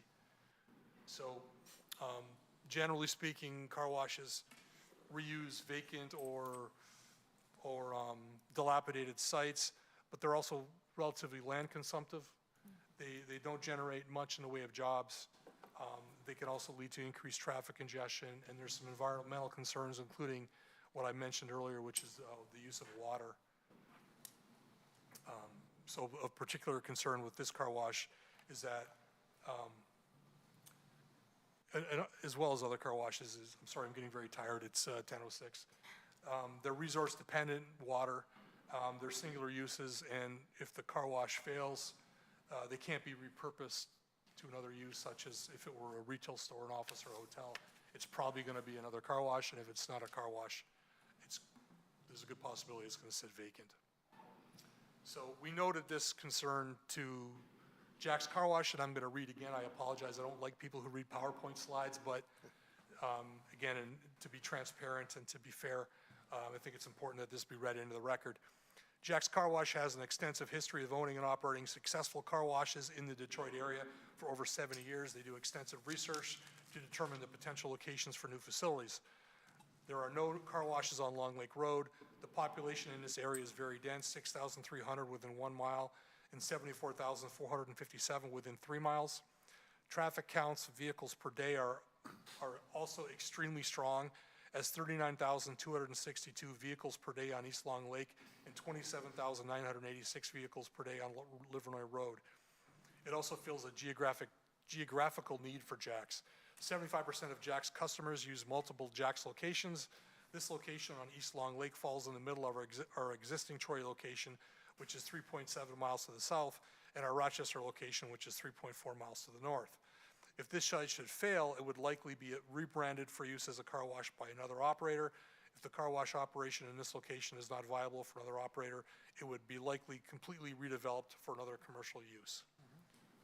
So special use standards, again, this is uses permitted subject to special use approval. Standards are listed in section 9.03, and some of the standards that the Planning Commission should consider are as follows: compatibility with adjacent uses, compatibility with the master plan, traffic impact, impact on public services, compliance with zoning ordinance standards, impact on the overall environment, and special use approval specific requirements. And the site plan standards that the Planning Commission should consider, these are in 8.06E. The development shall ensure compatibility to existing commercial districts and provide a transition between land uses. The development shall incorporate the recognized best architectural building design practices. And finally, the development should enhance the character, environment, and safety for pedestrians and motorists. So in summary, the Planning Commission is asked to consider the proposed use, consumer demand, hold a public hearing, consider testimony, and deliberate the following: 1, compliance with special use standards; 2, compliance with site plan review standards; and 3, why is a water reclamation and recycling system not being proposed? Thank you. Thank you. Does anyone have any questions for Mr. Savinant? Yep, Mr. Hudson. Brent, I'm not familiar with water reclamation with car washes. What does it do? What impact does it have on fresh water around here? And lastly, is that something we can require as far as approval? Well, I'm not a car wash expert or a civil engineer, but what I'm led to believe is what these systems do is they basically recycle and clean the water that's generated, or a high percentage of the water that's generated, so that rather than all that water that's got soap and other sediment and other things in it into the system, they do some minimal cleaning, but it keeps a lot of that water on site and repurposes it and keeps it out of our stormwater system. Why wouldn't we require that? Well, we could. Okay. That was your third question. Yeah. It's a special use, so we can certainly strongly encourage the applicant to do so. What was your second question? You had a second I think that was question. the first question. Okay. Okay, Who's Holly, on first? We're all set. Okay. Anyone else have a question for Mr. Savinant? I got one. Yep, Mr. Crump. I think a while back when I was looking at the noise ordinance, the decibel level was, it can't be higher than 68 decibels at the property line. I noticed their graph was underneath that, around that, or underneath it. The issue to me is, it's the quality of the sound. A whining vacuum is way different than, they're talking about road noise, tires, et cetera, on the road, and birds. You can hear birds for, 100 feet, it's, in that zone. So, I realize our ordinance has nothing about the quality of the sound, but, a whining vacuum is, to me, relates to the fingernails on the blackboard. And there's no quality, but all I'm asking is there something in our special use that we can find as, a way to basically isolate or insulate those vacuums? Coming out right from the factory, they make noise. So the applicant is here, and he knows a lot more about the vacuum system for the But as far as the ordinance, is it 68 decibels? I think it's 65 at the property line. Okay, 65, okay. But what you're going to hear from this industry, it's a best management practice in the industry. It's not the older car washes where they have individual vacuums, like that sounds like a shop vac. When you're standing next to it, you can barely hear yourself think. What these car washes do, in fact, and Mr. Gasant is here to speak, but there's a vacuum room where the machinery is in the room, so it's not as obnoxious and not as loud. Good. You still have to deal with the noises that are difficult to control, like the guy who maybe wants to listen to AC/DC while he clears his car or what have you. But no, that's not my objection. It's just the quality of the sound, because we have 4 homes bordering this, and that, if I was, living in one of those homes and I had to listen to a whining vacuum for the better part of my life, I would say, I'm out of here. So, thanks. Mr. Fox? Well, so there is the tricky question, and I had communicated with Mr. Savinant previously about this. In the most recent redraft of the master plan that was approved at the most recent city council meeting, we actually removed this neighborhood node that this is currently sitting on. So as far as I know, one of the standards is kind of comparing it to the goals of the master plan.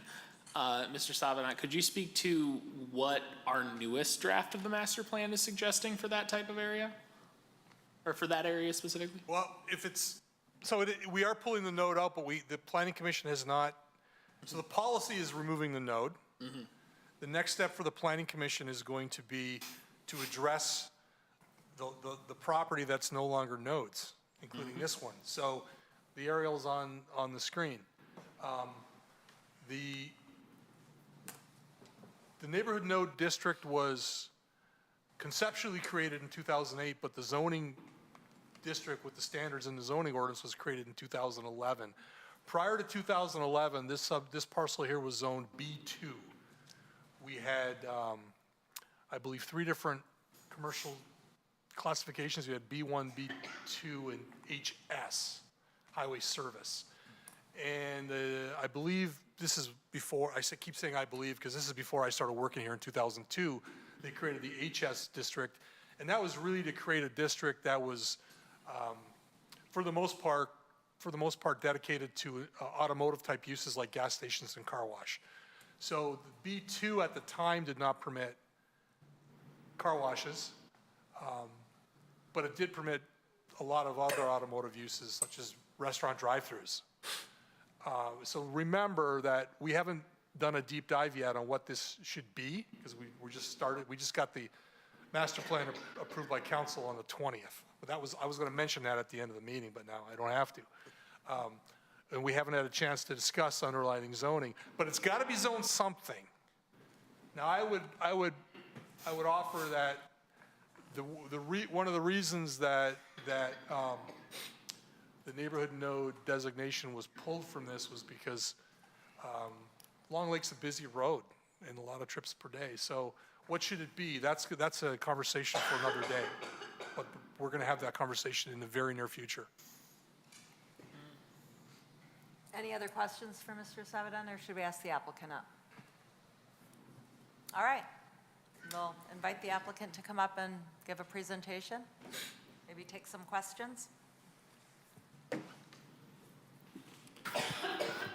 Good evening. Todd Gusund. I'm Vice President of Jack's Car Wash and Director of Expansion.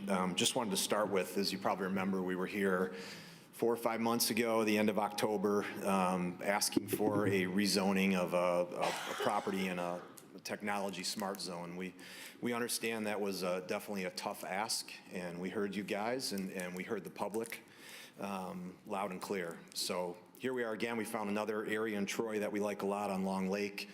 It's definitely not as controversial, and it's got more favorable zoning for us, and certainly much less of an ask than what we were asking before. Just want to introduce, we've got John Zimmerman, CEO of Jack's Car Wash. Sitting back there is Jim Butler, our civil engineer from PEA Group on the project. And this is Bruce Mylan, second generation owner of Jack's Car Wash and chairman of our board. So I'm going to let Bruce start with just give a little history here of Jack's. Thank you, Ted. First of all, I want to thank all of you for having us here and allowing us to make our case. The history of Jack's Car Wash itself was started by my father in 1953, about 72 years ago. It's been a family business since that time. We've never had a failure. We've never closed down a location because it never made it. We've just added on.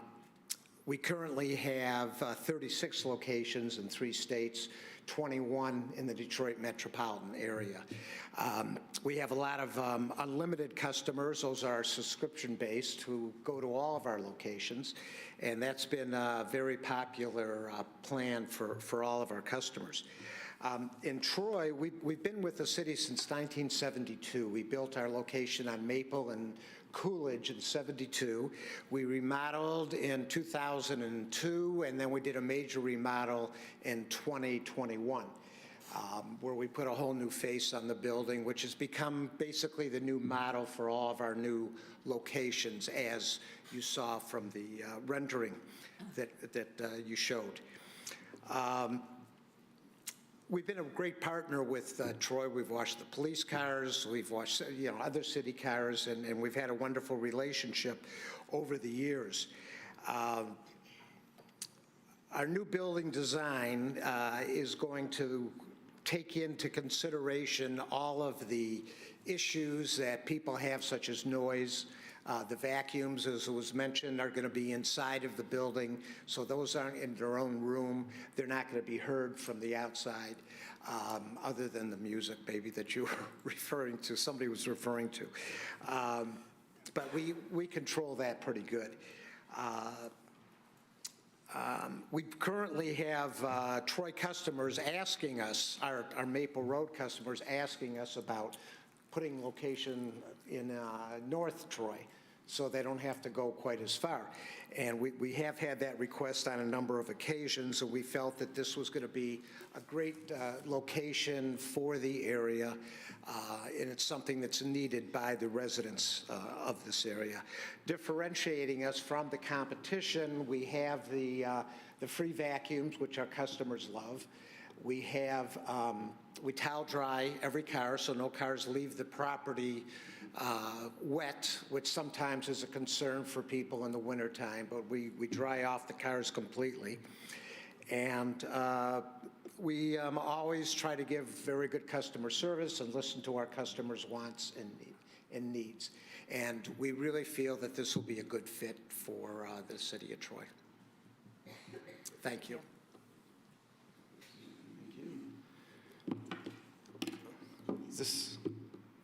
Can I point with this? I don't know if, I just wanted to show you guys while the site plan's up, just the circulation of cars coming in off of Long Lake.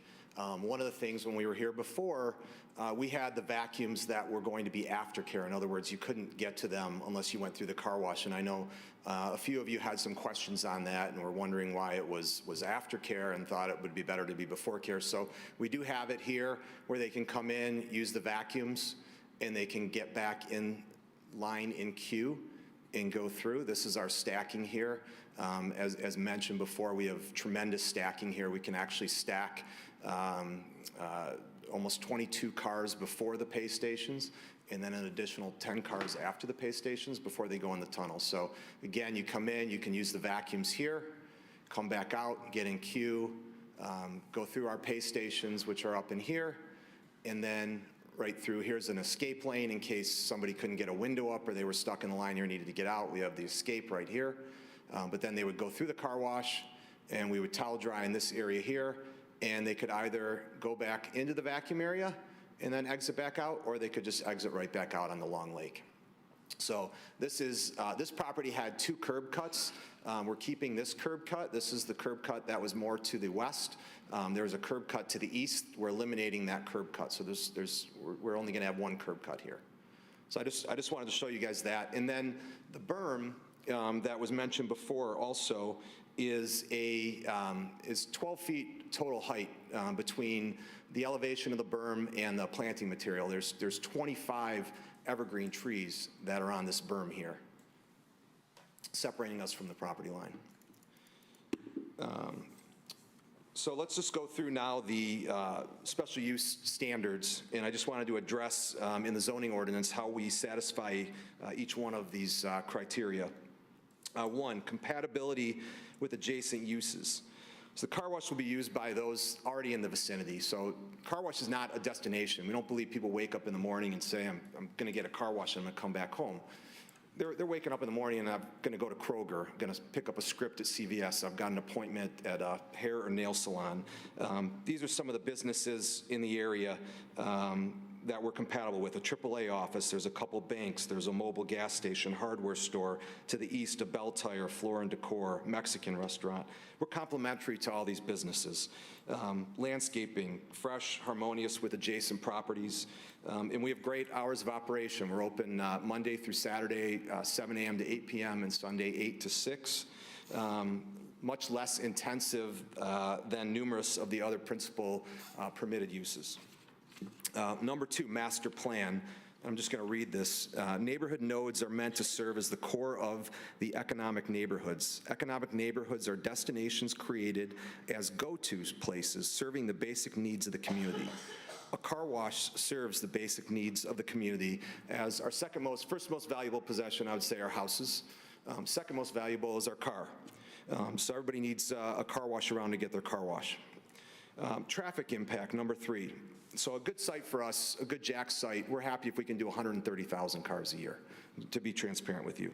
Okay, that's an average of around 400 cars per day, average of 40 cars per hour. Now, of course, you guys probably all washed your car, and you've been to a car wash on those days when we're jam-packed out the street. Unfortunately, maybe we get 10, 12 days of those a year when the weather's right, salt's on the road, everything's perfect for the car wash. Unfortunately, those days are far and few for us. We're not a Chick-fil-A, we're not a Culver's, we're not a Starbucks drive-through where you're just lined up to the street, on the street all day long. As I mentioned, we're not creating new traffic, more traffic in the area. We're just creating complementary traffic to what's already there. Impact on public services, number 4. We don't require any more public services than any other permitted use. Number 5, compliance with the zoning ordinance standards. Jim Butler from PEA addressed all these. We address all the items and we comply with them all. Impact on the overall environment. So we're very environmentally friendly. We use variable frequency drives for all our electric motors. LED, energy efficient lighting. All our equipment is computer controlled and timed. No offense to the Kim's Chinese restaurant that currently sits there, but it's a very tired looking lot. No landscaping, it's basically a building on a piece of asphalt. We're building a beautiful brick building with enhanced landscaping. It will look very impressive on the Long Lake corridor, no doubt. I want to just go through water reclamation because that came up, and I totally understand that. So we have water reclamation at 4 or 5 of our sites now. And what we found with our water reclamation is that it really struggles to keep up with the demand. So a lot of times we end up just shutting it down and bypassing it just so we can keep up with the volume. It does save us some money, so there's some cost savings to us, but it's very expensive to put in, and we've just kind of decided that it's just not worth it to put it in versus the cost, and then having to override it and bypass it, and but we can certainly put one in if we had to. I'd like to mention also that it takes about 30 gallons to wash a car in one of our locations. Home car washing usually is about 70 to 80 gallons because you've got that hose running, and it's not as efficient as we are with our timing of all the equipment and so forth. So there is a water savings to the community with 30 gallons per car.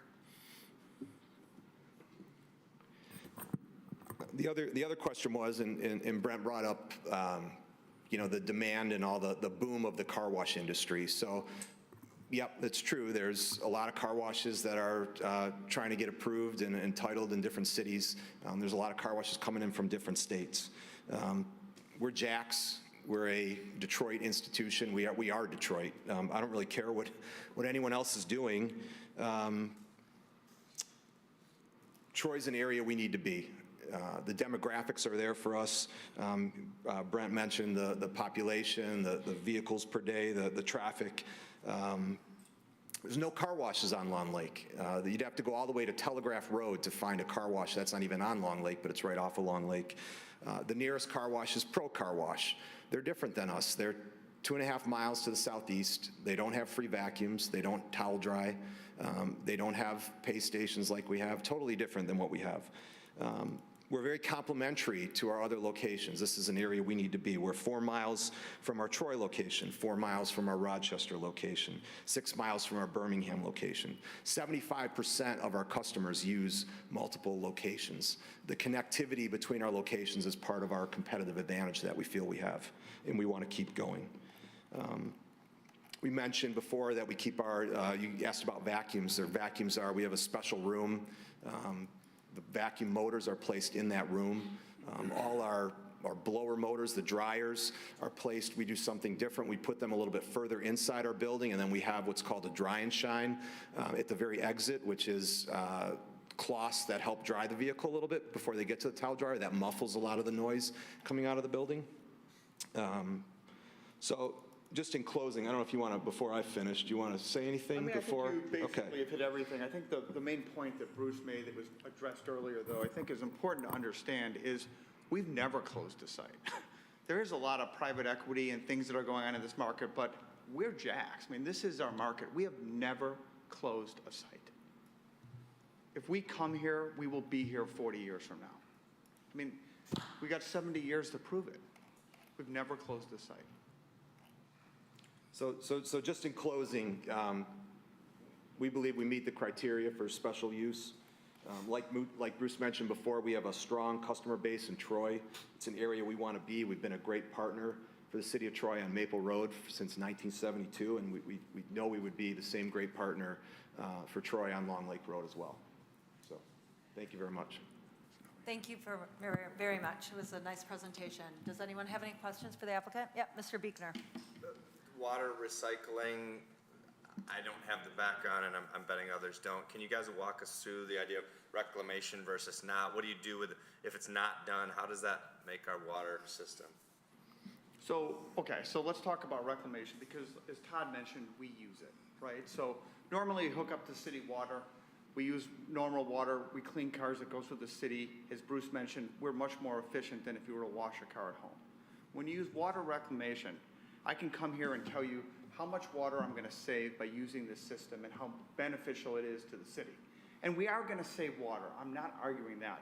But we can't make nearly enough water, nor can any car wash, with the amount of water that we need if you're washing 400 cars a day, to make that amount of water in the amount of time that it needs to do. So we often bypass it, and we use the water reclamation systems to do things like internally, like spray the belt, right? The belt needs water for it to be efficient. So we'll use the water reclamation. We'll use the water reclamation on something like that, which would be to do the belt. Is that going to save water? Absolutely. But is it enough for the ROI, for the system to work? No way. But if you want us to put a water reclamation system in, we will. So if it's done the way you're talking, what happens to that water? It goes 30 gallons from my car. The 30 gallons from your car is probably going to still go through the city. It's not going to change. But the water that we use for internal usage, like spraying the belt, right, that would all be done through this water reclamation system, which requires, what is it, like 6 gallons an hour or something like that? It's nothing. But without the reclamation in my car and 30 gallons with some soap and whatever, how does that get clean, please? So, good question. That water goes into a trench, and that goes into a series of containers, like big septic tanks, let's just call it that.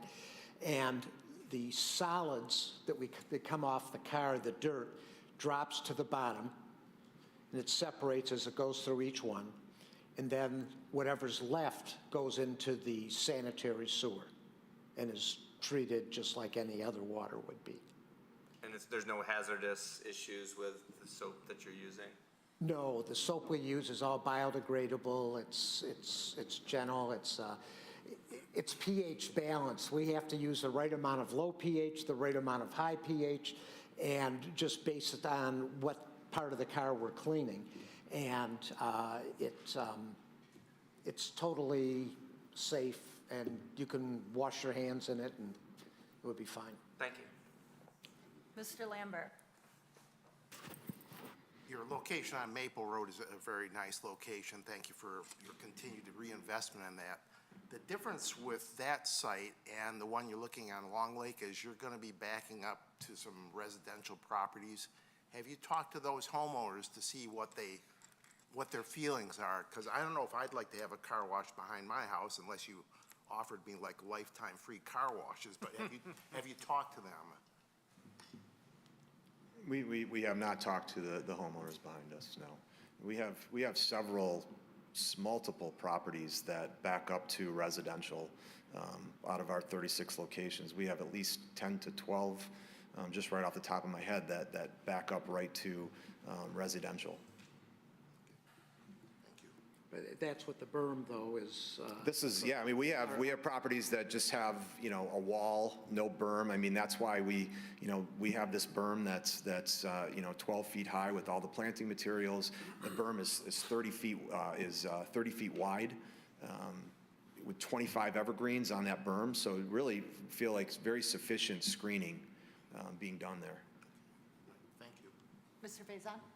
Just a follow-up question on the water reclamation. I understand what you said, that it's hard to keep up, but one comment I think you made earlier, sir, was that you're not really busy all the time, right? You mentioned there's several days where the cars are really lined up. So I'm curious, if you were to install the water reclamation system, how often would it run? Or vice versa, how often would you be bypassing? That's a good question. We're definitely not bypassing it every day for the whole day, but maybe there's some times during the day, during maybe peak hours. So our peak hours are between 10 and 5. Slower in the morning, slower in the evening. So maybe there's some hours during there, the lunch rush we might get, where you just notice like you start to starve for water. You notice the soaps aren't coming out right, the cars are coming out with soapy, and you notice and we're just starving for water. And that's when we would have to bypass it. Is it every minute of every day? No.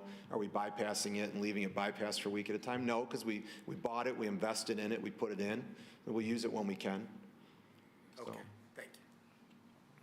Yep, Ms. Malala-Holly. Thank you. As part of your proposal, you said from the special use approval standards, standard number 1, compatibility with adjacent uses, and you said you meet it.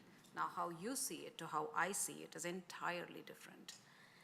What I see in that neighborhood node, which is currently was a neighborhood node till it got removed, but what I see there are residential houses that you have, a childcare facility, a bank on either side of Livernois, and a strip mall on this side. There is no compatibility of the adjacent uses. Long Lake and Livernois, and I live pretty close by there, is a very busy street. Long Lake, if you ever have driven or even taken a walk on that street at between 6:30 and 7:15, cars don't see the speed limit anymore. 45 is not what they're hitting. They're hitting 55 or even 60. Cars are plying both west and east, and it's a very busy street. Kim's restaurant is located right at the intersection, as you know. And you are expecting the traffic to just slow down enough to come into your car wash at the speed at which they are traveling. I'm not sure whether you've observed traffic in the morning, afternoon, and evening hours. It's horrendous. When I say, I'm not using the word lightly, it's horrendous. I take my bike rides around in front of Kroger. I'm going around that block there. Man, my hair will rise up with the speed at which these cars travel. For me, this is not a location where you want to have a car wash. This is not compatibility with adjacent uses. It has a childcare facility next to it. I'm worried about the noise, even though you have it all sealed and everything. It's not compatible with the master plan that we currently have. The traffic impact is horrendous. We already have enough there. We don't want to add any more to the congestion. It's a very busy street. And environmentally, I'm not sure whether what you're talking about in terms of water reclamation is something that is going to work for us here. It's not a desirable area for a car wash. It is not commercial enough for a car wash. I'm sorry, it's a very residential prone area. Yes, Kim's restaurant is an eyesore. I agree with you. In its heyday, we all loved going there. It was the best place to be. All neighbors would go in there and have parties and dinners and lunches and things like that. Is your car wash going to bring in any kind of walkability, connectivity with fellow residents, gathering spaces? No, it's going to be a one-stop cleanup and go kind of thing, and that too with heavy impact on traffic. I think your car wash where you have on Maple Road is something what you should be looking for. This is better served for other uses, which has less intensive car use purposes and more walkability for all the neighbors in that area. So that's my 2 cents. I do not see this as a compatible project at all. Mr. Hudson?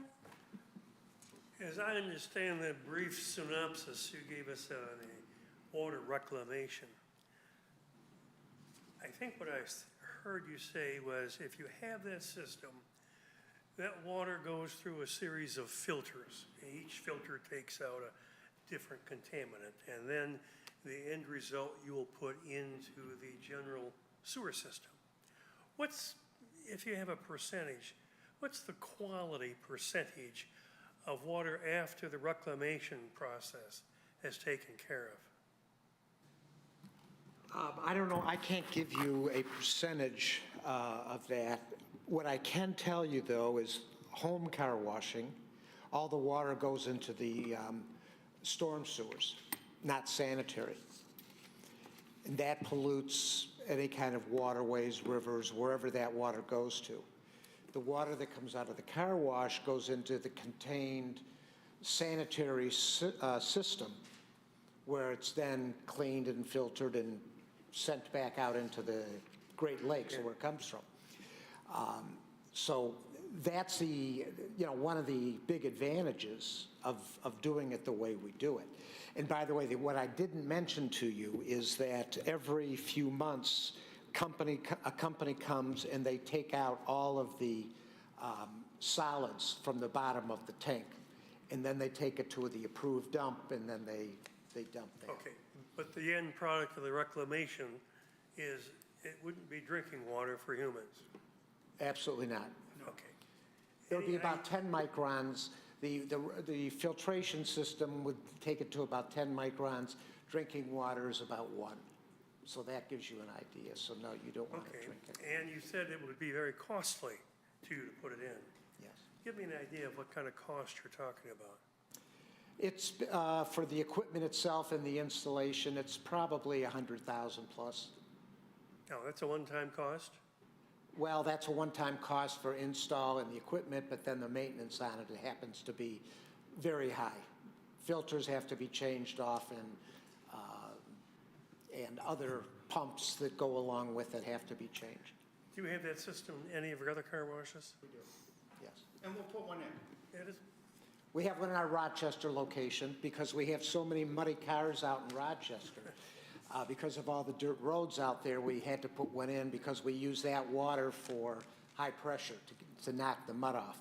may not be drinking water, but it's certainly a lot cleaner than the water which would be produced by a car wash with your soaps and waxes and all that. Okay, thank you. Yes.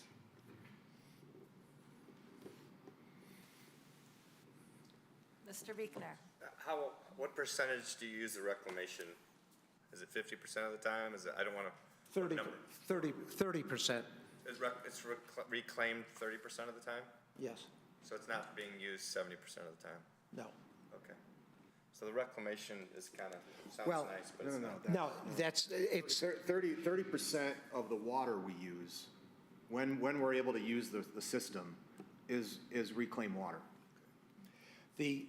the quality of the reclaimed water is not good enough to put out a really good, clean car. If you use reclaim all the way through, because it's still 10 microns, you still have, you're not going to be able to have a clean, shiny car. Right. So the reclaimed water is used more at the front end of the wash as opposed to the back end of the wash, Gotcha. where we're rinsing and things like But that. it takes some stress off of the Great Lakes water system in processing. Sure. Yes. Does anyone else have any questions for the applicant? All right, thank you very much.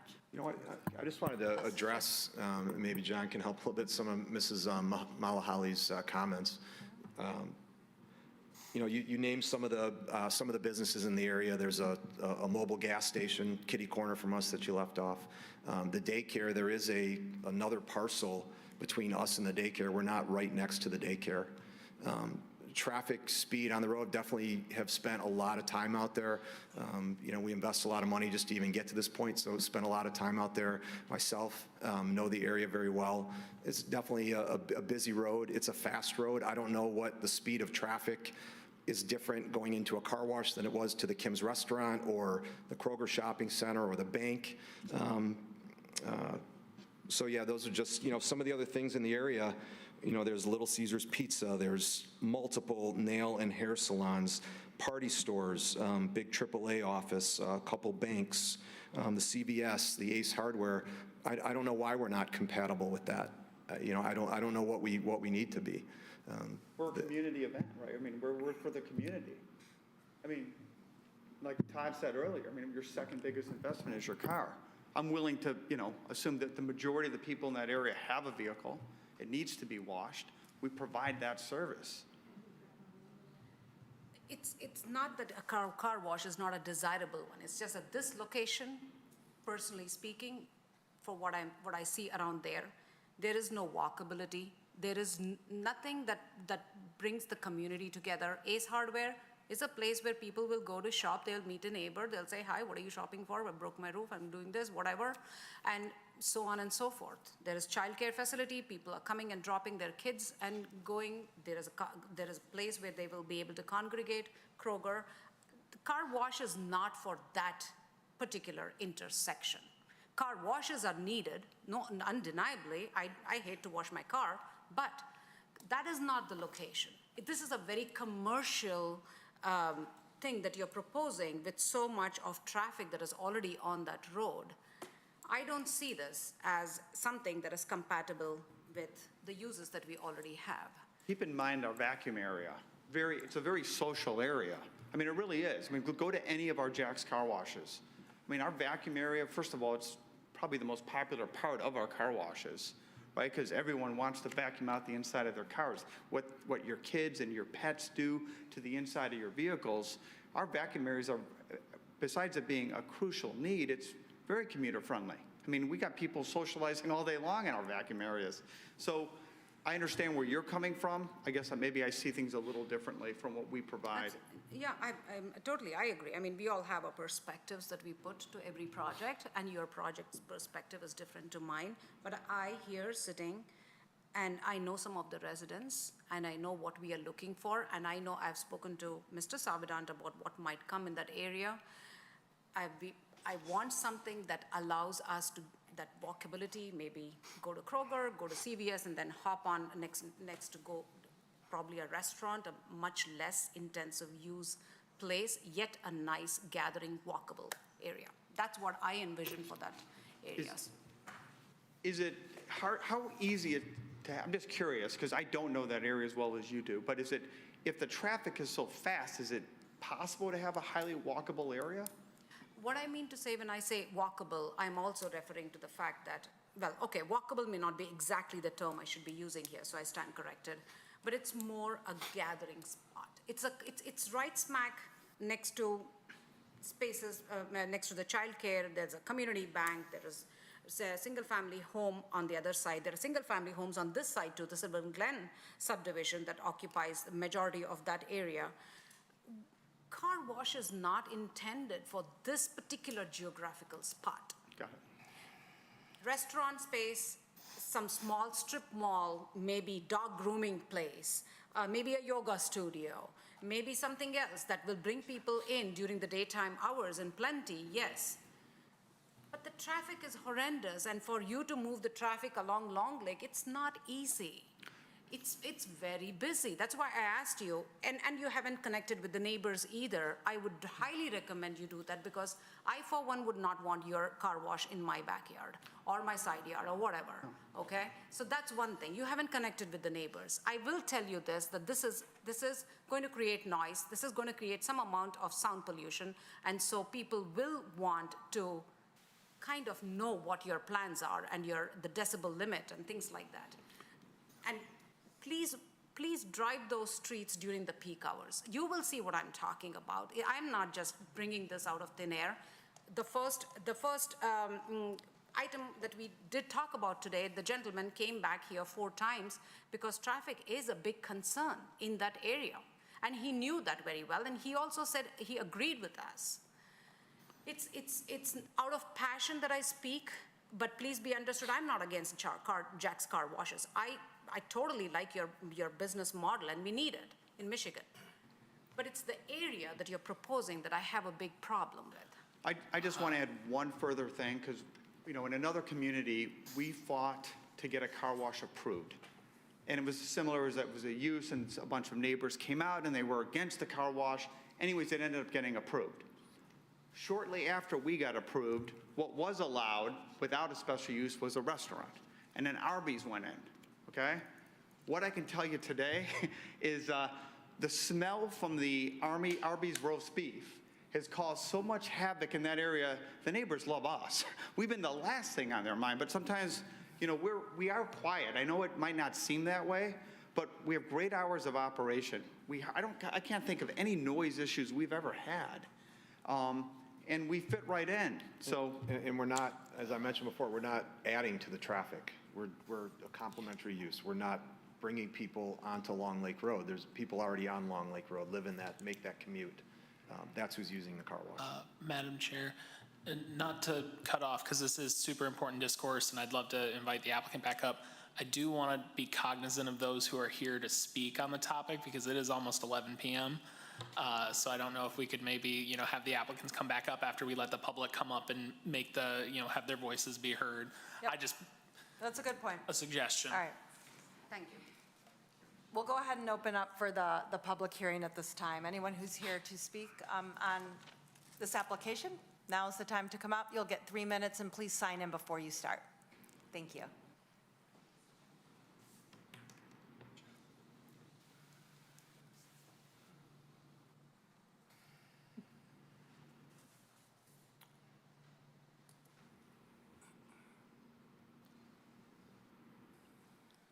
Hi, I'm Shirley Evo. I am treasurer of the Belzaire Property Owners Association, and we represent 80 homes, 28 of which are on Bellhaven Drive, which is the street directly south of this. So 3 of the properties, 3 of our residences, their backyards abut the south border of this proposed Jack Car Wash. We want you to consider something that's unique, I think, about our neighborhood that needs to be taken into consideration. On Bellhaven, we do not have stormwater collection. All the stormwater runs into ditches that travel across our front yards, under our driveways, down at the end of the street, which is 14 houses down, into a pond, and then Big Beaver Creek. From there, it travels through our water systems. It might end up in the Clinton River. I haven't investigated that much. But when we have our so-called 100-year rains, which seem to happen every other year, the water backs up all the way halfway up our front lawns, and we have deep lots. Our lots are 200 feet. And so some of the people have flooding in their basements. You have a mess in your front yard. So one of the concerns that we have, of course, is stormwater runoff. So if you could be sure that that is addressed and that that doesn't add to our stormwater collection system, which is archaic, that would be very helpful. The other thing that I wanted to make sure is that the operations, the washing operations, are going into a sewer system. Again, we have sewer system that's very old in our neighborhood for single-family residences. I don't know if it's the same system, but it would make us feel more safe if we knew that their water use, which that's 30 gallons per car, 400 an hour, no, 400 a day, that's a lot of water. We just don't want it all mixing and backing up into our laundry tubs or our bathrooms or bathtubs, so that would be helpful. The actual berm is very appealing on the site plan, the 30-foot berm. The only thing that I'm concerned with, and it's on that Carlisle, and I'm going to draw a blank on, it's page 6. It's not defined, these 25 large evergreen trees. The term large is very ambiguous, and if you're putting screening for sound and privacy and light, I think that the tree height should be defined. What is large? Is it 12 feet? Is it 15 feet? Because those property owners deserve to have privacy and screening from this business. And so we were asking about that. And then lastly, we did talk to the gentleman before the public hearing about soundproofing, and he made us feel somewhat better about having a central room where the motors for the vacuums go. But it would be nice to be assured that that room is actually soundproofed, where all the motors are, so we don't hear that whine. Thank you for your time. Thank you. Yeah, come on up. Just make sure you sign in first, please.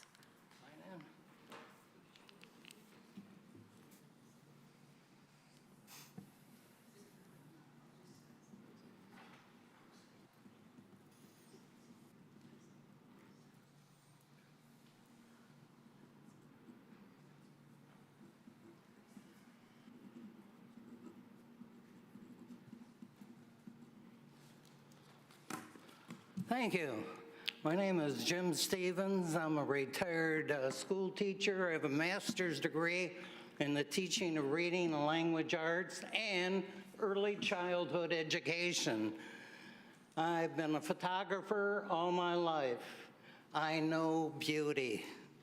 And I encourage a no on the variance. Why?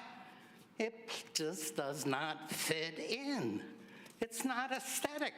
I would never stop to take a picture of a Jack's Car Wash. It's ugly. It's like an open factory. It has noise, and it doesn't look good. And there's a safety factor. The safety factor is the traffic at that location. It's bad now. The other safety factor is that car washes track water out onto the pavement. In the winter, that water freezes. We have a high density of buses going down there. Plus, those wonderful parents who take their little kids to the daycare center right next door. Where do you go to school, Johnny? Oh, well, I go by that car wash right over there. Other things why it doesn't fit, of course, is the zoning. The zoning was made by us, you, the people that were up there before. There's homes just right down the street from that. There's that beautiful daycare center right next door. There's that nice professional bank on the corner. It doesn't fit. It's not safe. It doesn't look good. I encourage you to vote no on this variance. Thank you. Thank you. Would it be helpful to do like a count of opposed and in favor, kind of like we did for the other two properties? Might help. No, we have to have a public hearing. Okay. Oh, yeah, no, of course. I just meant included on top of it, but.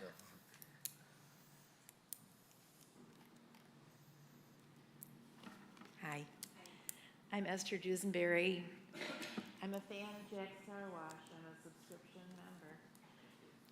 But in the 40 years I've lived in Sylvan Glen, I have never once said, I wish there was a Jack's Car Wash up on the corner.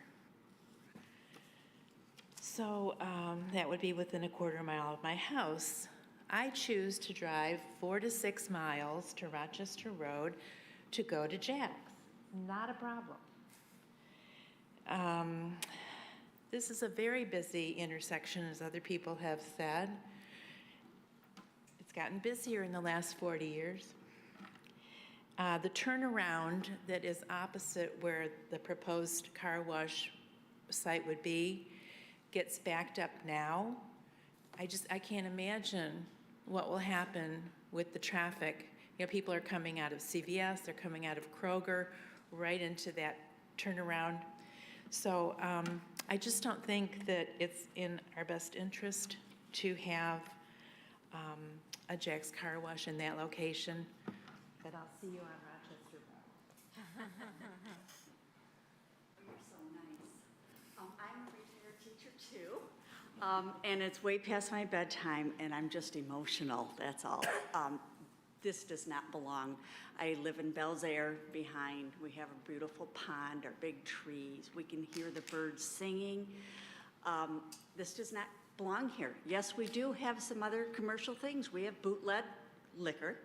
We have the hardware store, which is true. We all chat and visit at the hardware store. We've got enough, though. We've got the bootleg liquor. We have the CVS. We have enough. Let's charm it up a little bit.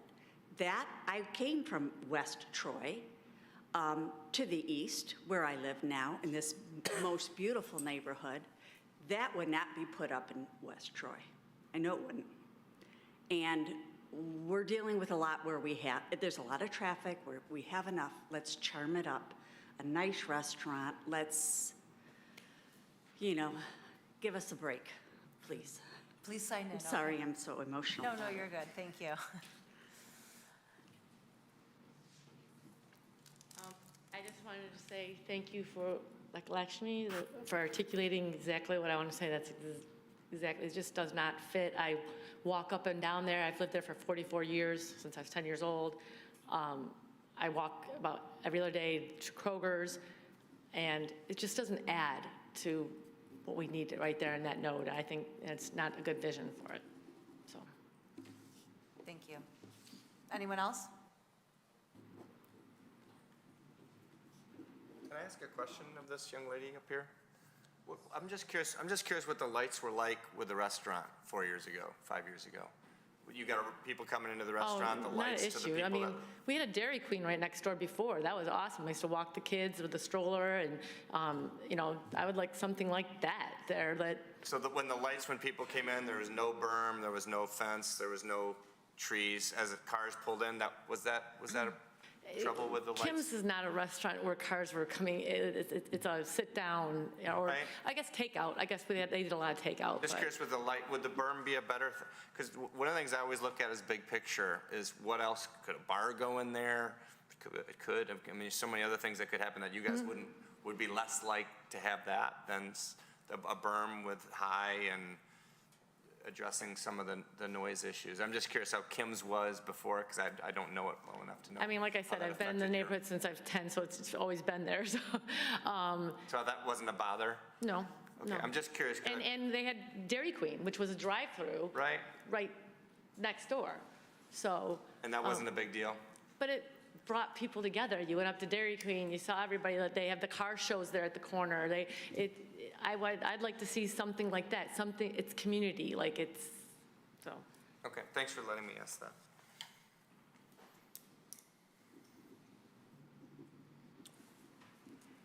My daughter would walk to Kim's with her friends and have, fried rice and sit and talk. It was a place where people could meet, and it would be nice. I guess I don't want to really complain or say I don't want it. It's a beautiful building. It looks like they would do everything right. We are concerned about the water runoff because of our beautiful neighborhood and our pond. But I'm asking you, as a planning committee, you guys seem so committed, you're here late. How can you help us put something appropriate in that spot? Something that would bring the community together? A restaurant, a small brewery, something that would make more sense. Do you ever get proactive on a piece of property? No, it's just whoever brings their ideas to you? Yeah. We're not supposed to have a dialogue back and forth, Oh, really. I'm sorry. Oh, okay. I know we went a Okay, little that's bit all. rogue, but That's all. yeah, we appreciate your comments. Because this is still the public hearing, so we want to make sure we hear everyone. Is there anyone else here who would like to speak? Okay, we're going to officially close the public hearing, bring it back to the Planning Commission. Are we able to come back up and just answer a couple quick things, like super quick? Yeah, that's fine. Come on up.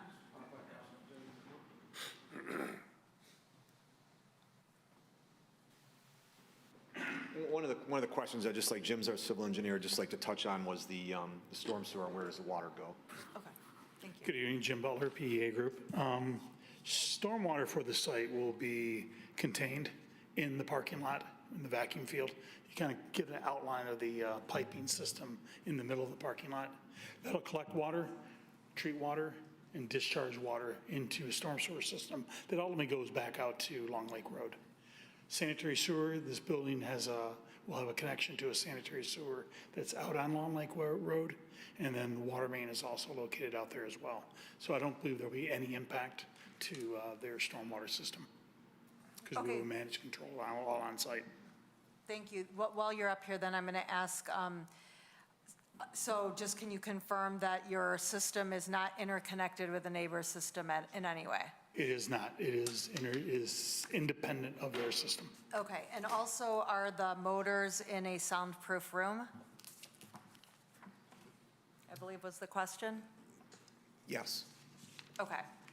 And then can you define your tree height? The current tree height on the plan, they're all 8-foot trees sitting on top of a 4-foot-high berm.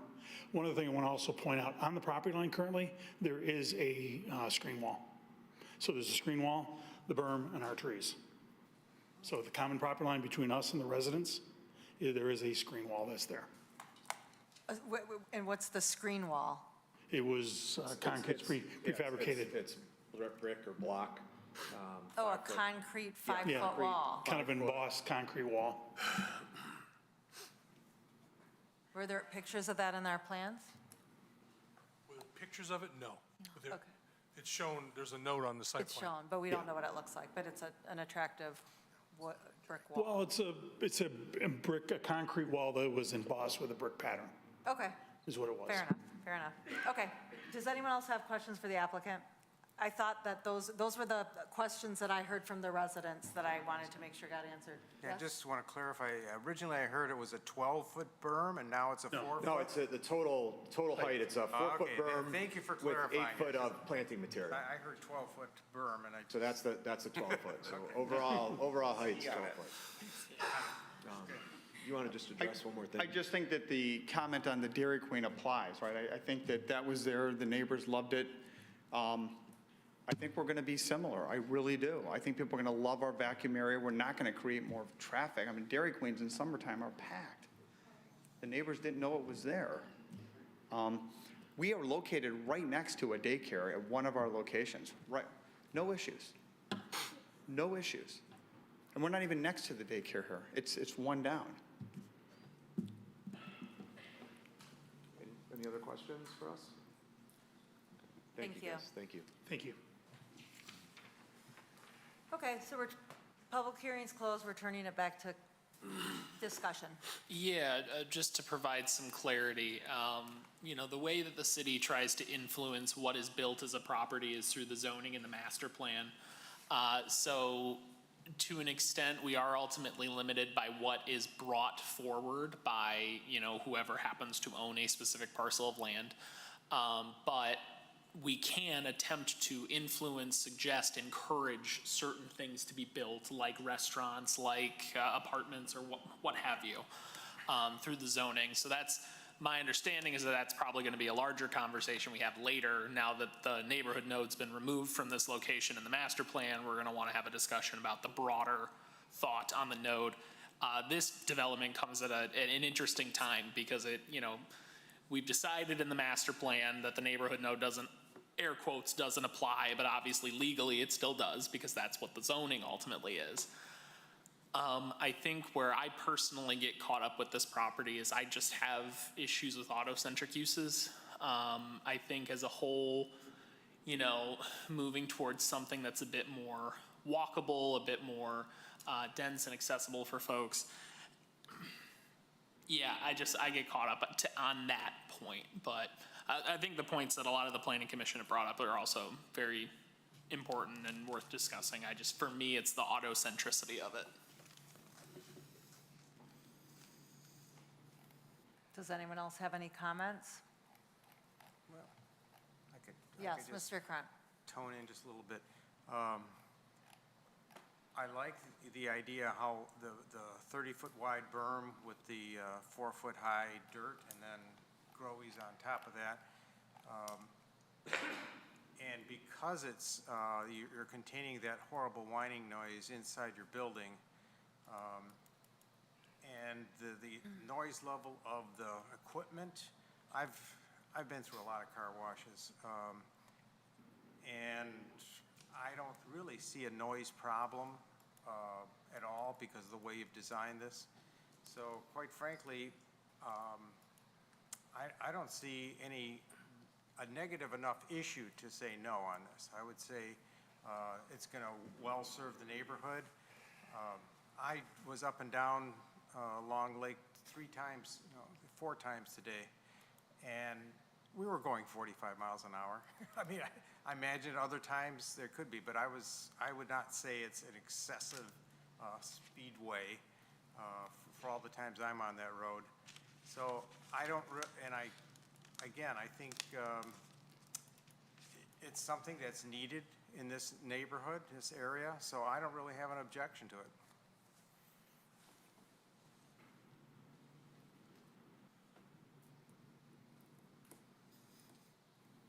All right, anybody else?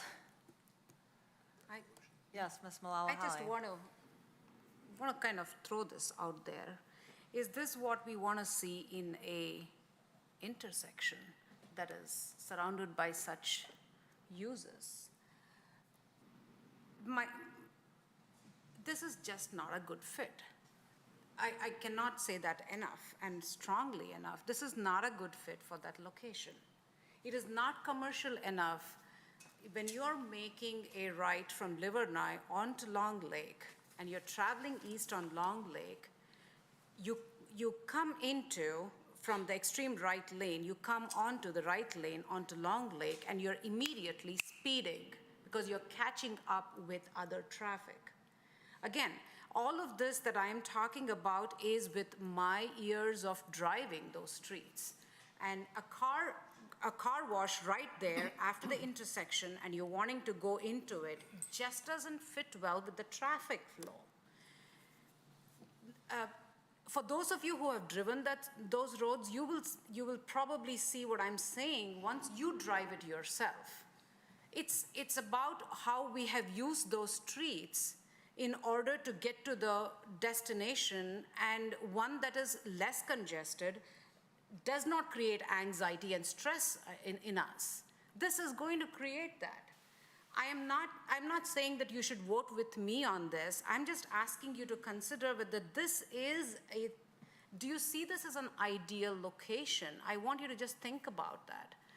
Car wash, I'm not opposed to it. I have nothing against car washes, but every kind of commercial use cannot be fit into these intersection areas just because there is a vacant property. It just doesn't fit in. It's a very hard no for me. I rarely have thought so strongly about a project that does not fit in. Yes, Mr. Faison.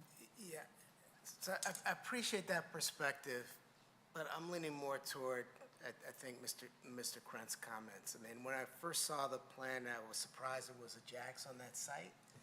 But listening to the applicant, there are a couple of things, right?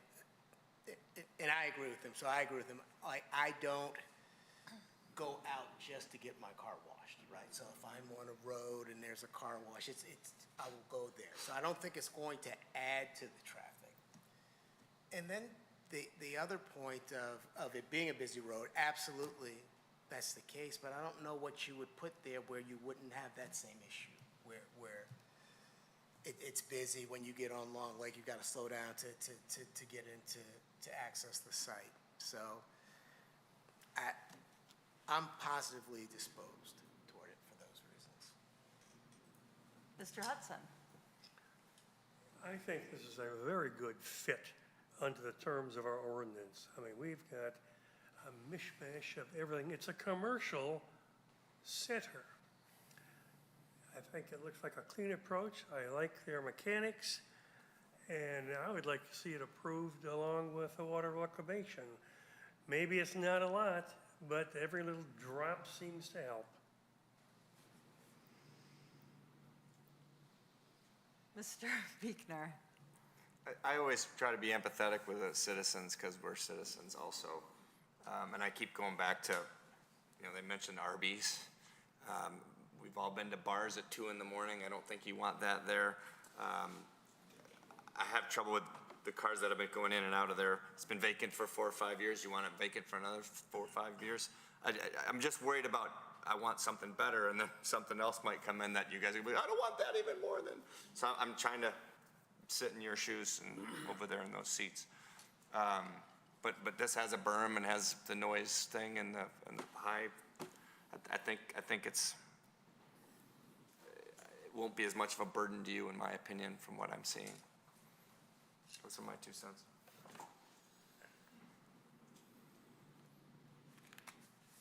Anyone else? Does anyone want to make a resolution? Make a resolution. Okay.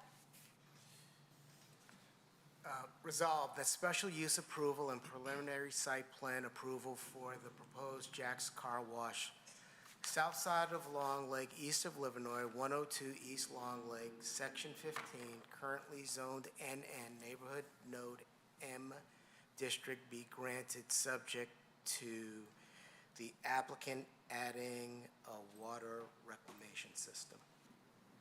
I'll second that. Discussion? Yes. I was waiting to say something until there was actual resolution on the floor. So Okay. I know I have mixed feelings about this proposed car wash. I don't know if it really fits on that site. On the other hand, it's been sitting vacant for a long time. If it was some out-of-state organization coming in to put a car wash in there, I probably would not be supportive of it. But I think Jack's Car Wash has proved themselves to be a good citizen, and, you know, looking at the fact that that site's been sitting vacant for so many years means that probably there's not a lot of possibilities for somebody to come in there and develop that property. So I'd be supportive of the resolution. All right, I mean, I haven't really said too much either tonight on this one. I'm also very mixed and undecided. It's an impressive presentation that was given, and I was also, I guess I have to admit, I was surprised at the homeowners association who lived just south, and it seemed to me that maybe you guys had a conversation just tonight, I don't know, but you guys seemed to be okay with it. You felt pretty protected in terms of the stormwater system not being interconnected with yours and the berm being sufficient.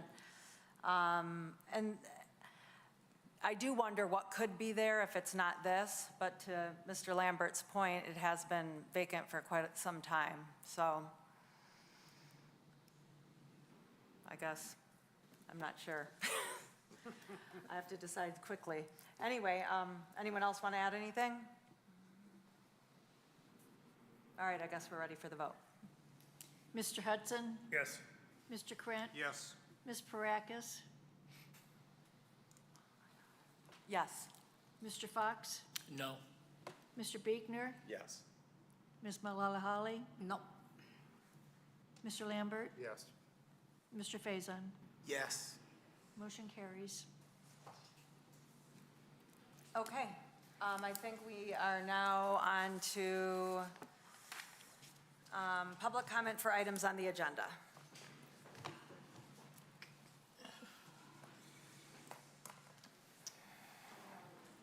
Good evening. Hello. I'm tired. We understand. I just wanted to come up to be very brief and to say, at the last meeting, it seemed like there was some shockness as far as when people were saying they wanted to go ahead and leave the three-story and do the single family for the rest of it. And that came about because with the neighborhood node, the property in front of it is zone neighborhood node, so that's going to be at least 2.5 stories. So you've got shelter there. You've got shelter on the commercial side on the other side, and the neighbors just felt, well, go ahead, you've already got that, let it be there, it'll look kind of cool, you still got your walkability, and then let's do the single family for the rest of the property. Now, one thing that I don't know if you can do this, but special conditions zoning, and bring the lot smaller, and then have a real village. You know, give a win-win situation to the builder. I mean, we're not against the builder. But make it look like a village. That would help our first corner, too. Give small little lots, give the houses all in there. They could be all really cute. He'll get his money. You know, they'll sell like and he'll get high money on it. So that was something that I would kind of like to have proposed. And other than that, but I also want to give you guys clarification where we're coming from, because I know there was some stumbling on when we said historical corner and then having the two together. That got a little on the thing. But the issue is that would really help the corner. And last thing, state of the city address. When the mayor put out, he says, what's one thing missing in the city? and they had all the little things going all around. The big thing, what did it come out with? Downtown. We don't have a downtown. We have a phenomenal 16-mile coming up. But boy, that would be a great place for the first corner to make it a little bit more. So just a consideration. Thank you very much. And I appreciate all of your hard work. Thank you. And I'm tired. All right, Planning Commission comment. We'll start down at the end with Ms. Zarnecki. Anything? I have none, thank you, Madam Mr. Chair. Betts? I'm all set. Mr. Biekner? I don't normally choose favorites, but Miss Mahalahani was on her game tonight. I'll say that. Mr. Hudson? No comment.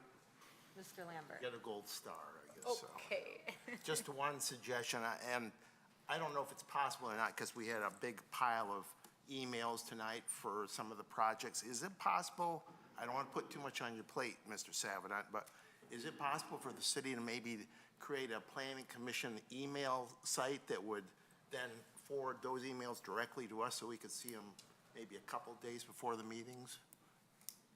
Just something to think about. I'm not going to say you should or shouldn't, so. Maybe. Okay. I'm not saying maybe, I'll have to talk to Your IT people. IT and Yes. see. Okay. Thank you. Two questions that I want to ask Brent. One, what's up with that construction that looks like it's stalled right off of the 75 ramp onto Big Beaver? I believe it's a hotel that is under construction. There are 3 long, tall columns sitting there, but nothing much happening for the past few days or even a couple weeks. I don't think it's stalled. Do you know anything? At Rochester, you mean? Rochester Road, sorry, yes, Rochester Road, yeah. Approval, so it hasn't been approved. Okay. The second thing that I wanted to ask you is, now that we are looking into these multifamily houses that are coming into the picture, apartments like we just saw today, a couple of the cities have a trash compactor on site, which helps with trash pickup. They don't have to do so many cycles and things like that. Is that something that we here can request of the developer to have a trash compactor on site? We could ask. We've got a couple examples. The one that comes to mind is the PUD up at South and Rochester has a compactor for the residential component of the PUD, and seems to work pretty well. Like you said, it reduces the volume of the trash and it reduces the number of trips per week in. Yeah. Especially when looking into these multifamily apartment residential units, I think we should definitely see if we can have the developers look into that as Yeah, well. there may be a cost savings by reducing the number of trips. Absolutely, yeah. Just random, because you mentioned the towers. Interesting. Those are the elevators. Those are the elevator shafts. I did not know that until like 2 days ago when my brother told me. I live right by there, so. I just want to find out what the Palmer Park thing was about. If you got 30-second version? Palmer, so there was a Michigan Association of Planning, a map, it's called a meetup, I think, Mr. Krent. Yep. Where we go on site visits or neighborhood visits. I went with Mr. Krent on one 6 or 7 months ago. Palmer Park is a just slightly less than 300-acre park in the city of Detroit. The neighborhood that is abutting Palmer Park just to the south has got a wide range of apartment buildings built in the 20s, 30s, 40s, 50s, and some of them are vacant, but some of them are very active, and we got a tour of a couple of units there. And the neighborhood adjacent to that is a historically an LGBTQ neighborhood, and we got to listen to one of the speakers who was a member of the it's like 1122, LGBTQ community.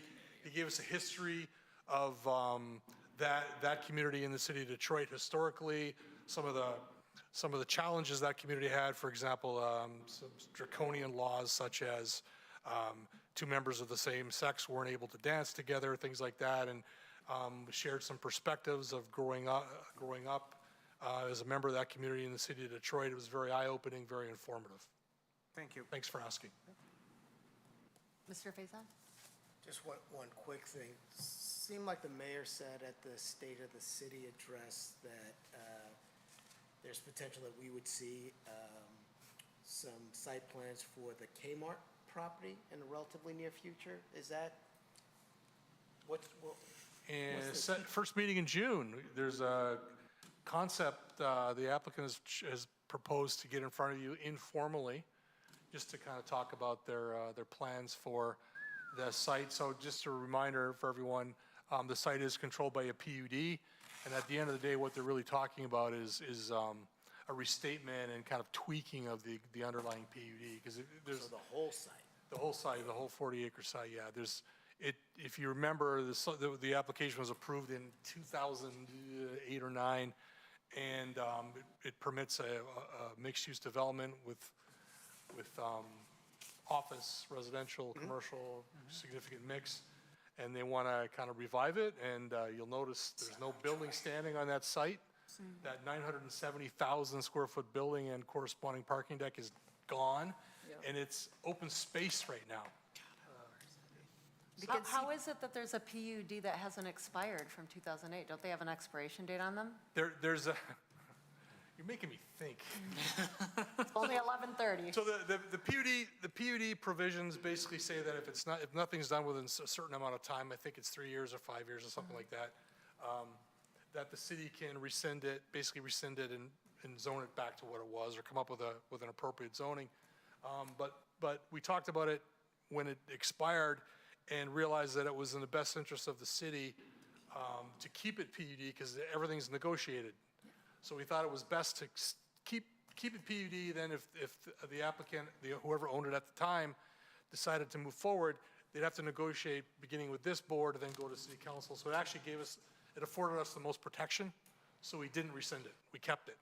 And it's worked out to the benefit, because I think the owners look forward to working with the parameters of that PUD with some modifications, and move forward together in a partnership. Okay, good move. Yeah. Do you have anything? No, thank you. Mr. Savanato? Master plan was approved by city council on the 20th. I believe it's effective in 2 days. Thanks to everyone's hard work. There were some really, really kind words directed to the planning commission. I gotta give a shout out to the chair. Chair Parakis called me soon after the master plan was kicked back to the planning commission, and it was your idea to have a subcommittee meeting before even the planning commission met, and that kept us on track for delivering a revised plan, including 2 public hearings within 3 months. And if we hadn't had that subcommittee meeting, we wouldn't have been able to do that. So kudos to you as well as the subcommittee members. And finally, my last, would the subcommittee be open to meeting? We'll choose appropriate times, maybe feed you a meal, and talking about the zoning challenges for the properties that are no longer neighborhood node. Is that still on the table to meet possibly? For sure. For me, I work for food. Take it end to end, right? Yeah. See some head nods? Okay. Thank you. Yeah. JR, anything? Oh, yeah, I was gonna say for Lambert's question about public comment, the standard is just that we would print out anything that comes after the agenda is already sent out, and have it available for you, but we could also put it on the S drive along with all the other files as well. Great. We'll come up with a plan to, because it was a holiday as well. You typically would have got that Monday, but. Thank you. Okay. I think this meeting could be adjourned. Thank you. Oh, God.